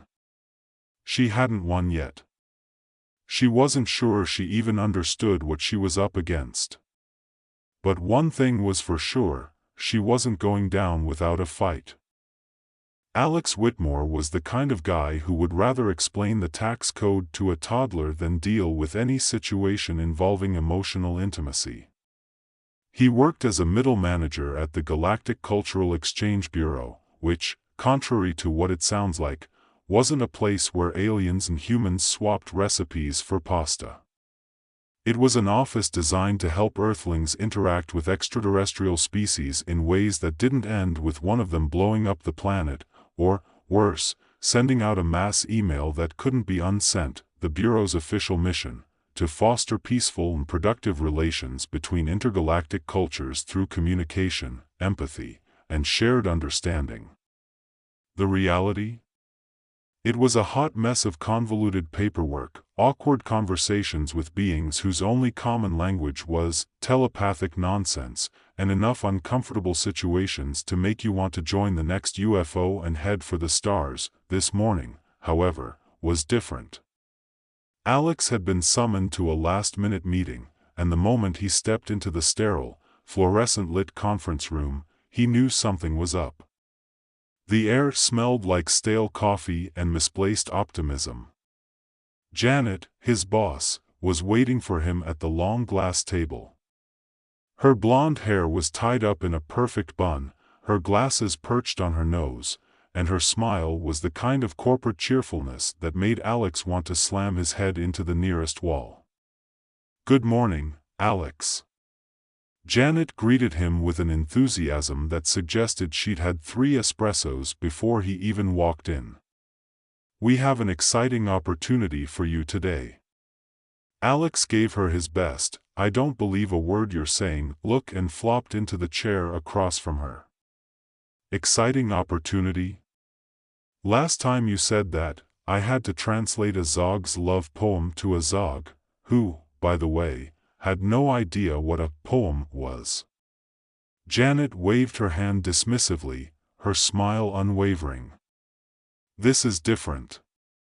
You've been chosen to participate in a very important cultural exchange. It's an honor, really. You're going to be part of a mating ritual."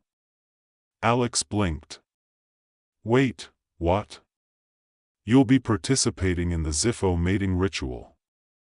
Janet said it as though she were announcing a new coffee machine in the break room. Alex sat up straighter. "I'm sorry, did you say mating ritual? Like, mating? Janet's smile didn't falter. "Yes, exactly. It's an essential part of their culture. You'll be acting as an intermediary between the Zifo ambassador, Zyra, and our government. It's a great opportunity for intergalactic diplomacy." Alex wasn't sure if he was more confused or horrified. "So, I have to have sex with an alien? Well." Janet hesitated, clearly trying to find the least embarrassing way to phrase it. "Not exactly. The Zifo are a species that communicates through deep emotional connections. Mating is their way of sharing these bonds. It's not physical, not in the way you're thinking." Alex blinked. "So I'm not doing it? I'm just connecting emotionally?" "Yes, exactly. It's all about empathy, mental synchronization, and, well, emotional bonding." Janet leaned forward, her voice lowering conspiratorially. "Think of it like therapy. But more intimate. And, less talky." "Great," Alex muttered, sinking back in his chair. "I'm about to undergo some alien emotional therapy. Where do I sign up?" Janet handed him a thick packet of forms. "You'll need to sign these consent forms, of course. Standard procedure. But we're all very excited about your participation, Alex. This is going to be huge for the Bureau. I know it'll be life-changing for you. Life-changing, Alex repeated flatly. Like when I had to attend the Gorbak Peace Summit and ended up sitting in a room full of sentient lizards discussing their favorite kinds of moss for 2 hours. Yeah, that was life-changing. Janet clapped her hands together, clearly pleased by her own enthusiasm. It's going to be wonderful, I promise. Now, you'll meet Zyra in person tomorrow. I know you'll do great. You have such a unique skill set. Alex didn't feel any better. In fact, he felt about as good as a guy walking into a room filled with therapy couch aliens, each one more eager than the last to see him emotionally exposed. Well, as long as I don't have to get naked, or, explain my feelings. Janet's smile widened. Oh, don't worry. That won't be necessary. She was lying, but Alex didn't have the heart to point it out. The next day, Alex was nervously adjusting his tie in front of the mirror. He had been told the Zifo ambassador, Zyra, would be waiting for him in the official meeting room. Zyra, apparently, had already completed a dozen mating rituals with other species, making her an expert in emotional vulnerability and mental connection, or, as Alex liked to think of it, feeling things that aren't real. When he walked into the meeting room, Zyra was waiting for him. She was, to put it mildly, not what Alex had expected. Zyra was tall and shimmering, her skin glowing faintly in the dim light of the room. She had 3 eyes, each one a different shade of lavender, and her body seemed to ripple like water as if her form couldn't quite decide if it wanted to be solid or liquid. "Hello, Alex Whitmore," Zyra said, her voice like a soft hum, not quite spoken but somehow heard in his mind. It was disorienting, like having a thought intrude on his own. Hey, Zyra." He cleared his throat. "I mean, hi. Do you want to sit down or something? Is there a protocol for this?" Zyra tilted her head, as though considering his question. "No need for sitting. We will stand, connect. This is the beginning of our ritual." Alex's stomach did a somersault. "Great," he muttered under his breath. "No chairs, just emotional nudity." "Perfect." Zyra smiled. Well, Alex assumed it was a smile, given that the whole concept of a smile didn't quite apply to beings with 3 eyes and no visible mouth. "Are you ready?" she asked, her voice warm and calm. That he wasn't ready. Not in the slightest. But, well, it was too late for that now. Janet would have my head if I bailed, Alex thought. "Sure, let's do this," he said, trying to keep his voice from cracking. They stood facing each other, awkwardly, like 2 teenagers at prom who didn't know what to do with their hands. Zyra raised one of her long, translucent arms toward him. "I will link our minds," she said. "In doing so, we will share our histories, our emotions. We will understand each other." Okay, Alex said.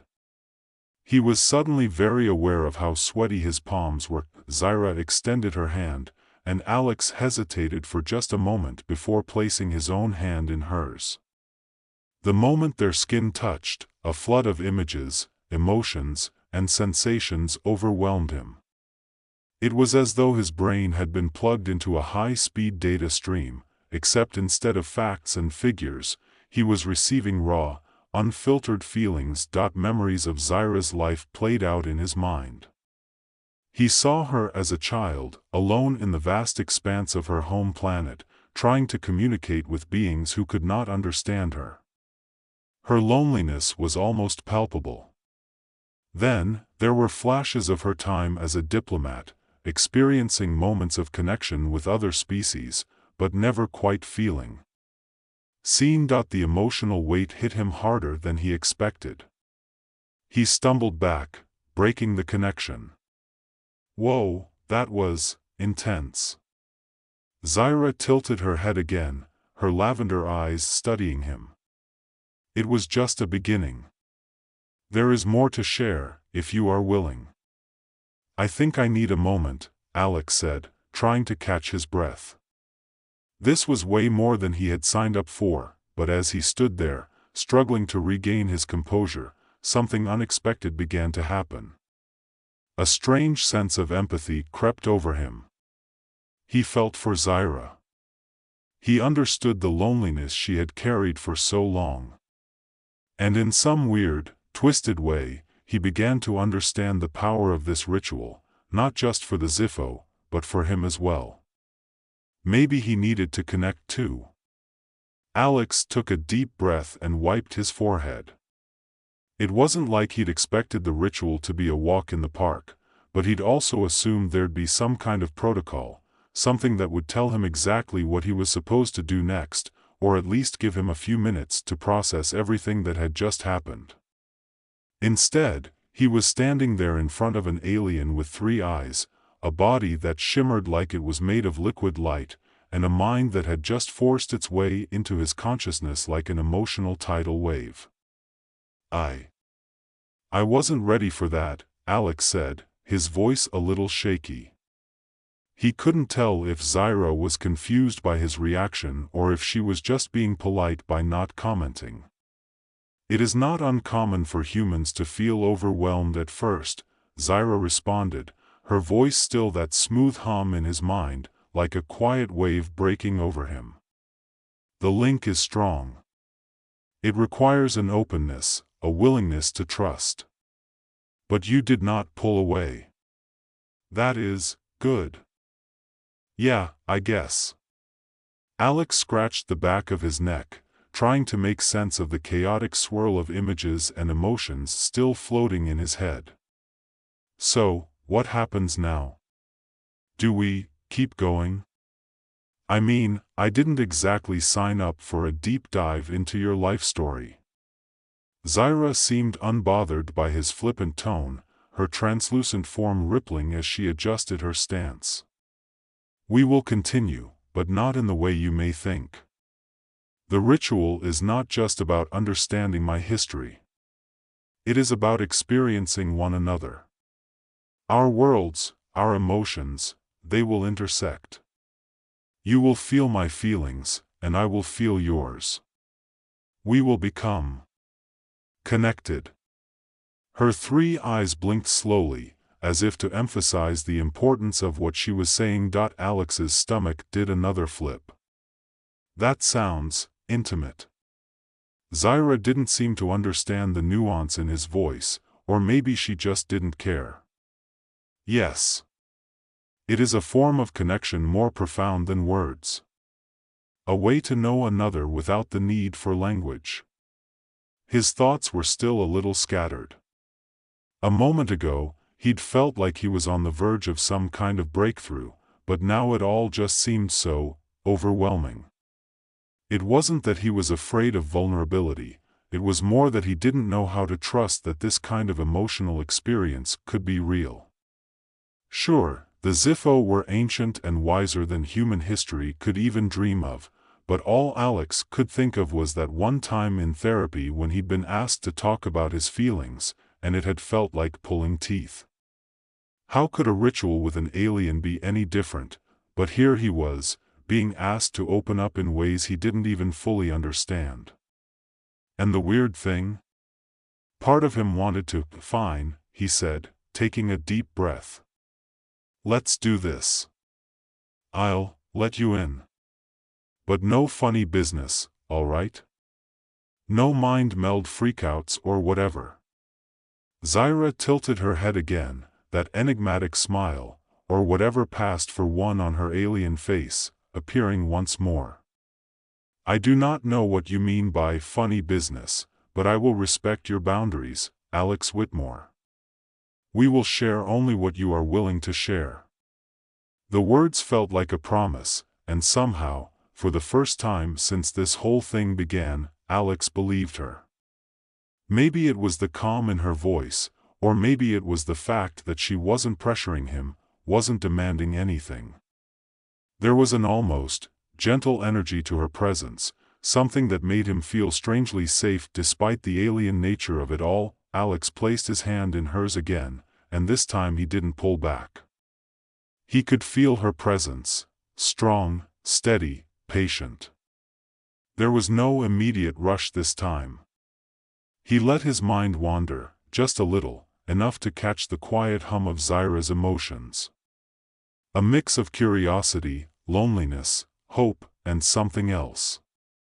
A deep, aching sadness that seemed to bleed through, though it was subtle, like a whisper he couldn't quite catch. She was waiting for him to acknowledge it. And he did. "I've been alone, too," he said, his voice barely a whisper. In ways that are hard to explain. He wasn't sure why he'd said it, maybe because it felt like she understood, or maybe because he was finally starting to realize that he'd been walking around with walls up for most of his life. Zaira's mental voice was gentle, almost tender. "I know, Alex Whitmore. I feel it." The floodgates opened then, just a crack, but it was enough. Alex didn't know how or why, but he felt something stir deep within him, something he'd kept hidden for years.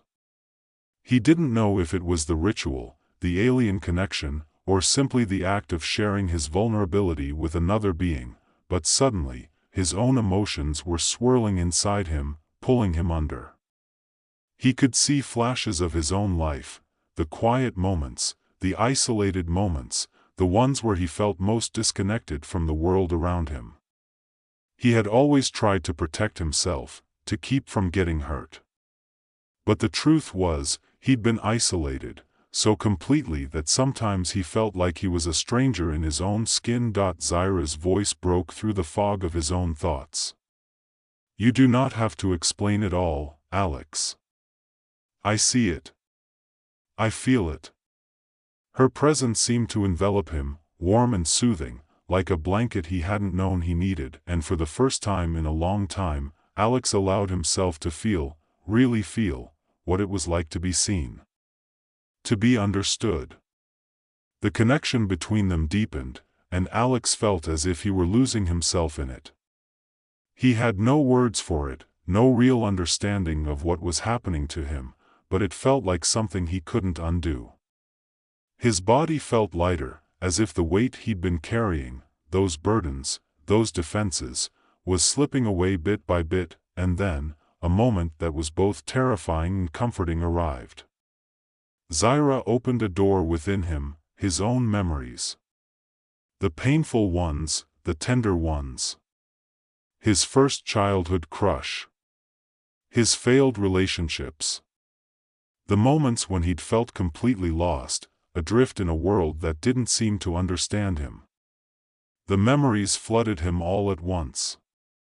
He saw his life unfold in flashes, his father's disappointment, his mother's silent tears, the loneliness of his adolescence. But there were also the quieter moments, the friends he had loved, the moments of connection that had been so fleeting he'd almost forgotten them. His first real friend in high school, someone who made him believe that there was more to life than just surviving. And with those memories came feelings, raw, unfiltered, uncomfortable feelings that Alex had spent most of his life avoiding. Love, hurt, hope. Zaira's presence was there with him, always steady, always patient. She was not judging him. She was simply with him. And that was enough. When it ended, when the connection finally started to ebb, Alex was left standing there, breathing deeply as if he had just emerged from deep underwater. He looked at Zaira, and for the first time, his words felt inadequate. You made me see things," he said, his voice hoarse. "Things I didn't want to see." "That is the purpose of the ritual," Zaira said quietly. "To see each other as we truly are." Not just as others see us, but as we feel within ourselves. Alex's chest tightened. I didn't know. I didn't know I was carrying all of that. The loneliness. The fear of connection. Zyra nodded, her 3 eyes fixed on him. It is not easy, Alex. But it is important. Connection requires vulnerability. Without it, there is no true understanding. No way to bridge the gaps between us. Alex swallowed, still reeling. The weight of the ritual, of the feelings he had experienced, was still heavy on him. But in some strange, undefinable way, he felt lighter. More whole. More connected. So, Alex said after a long pause, his voice more steady now, what now? Zyra gave him a soft smile, her presence still warm and open. Now, we both move forward. Our connection does not end here, but it evolves. Just as yours with others will evolve. Alex nodded slowly. I think I'm starting to understand, he said quietly, and he meant it. The ritual had ended, and Alex was no longer the man who had walked into that room earlier. He wasn't sure what kind of man he was yet, but for the first time in a long time, he didn't mind the uncertainty. He would have to process all of this, figure out what it meant for him, but there was something comforting in the fact that he didn't have to have all the answers right away. As he left the room, feeling a strange mix of exhaustion and calm, he couldn't help but think that maybe this intergalactic diplomacy wasn't just about finding common ground with aliens. Maybe it was about finding common ground within himself, and that was the strangest, most unexpected part of all. End.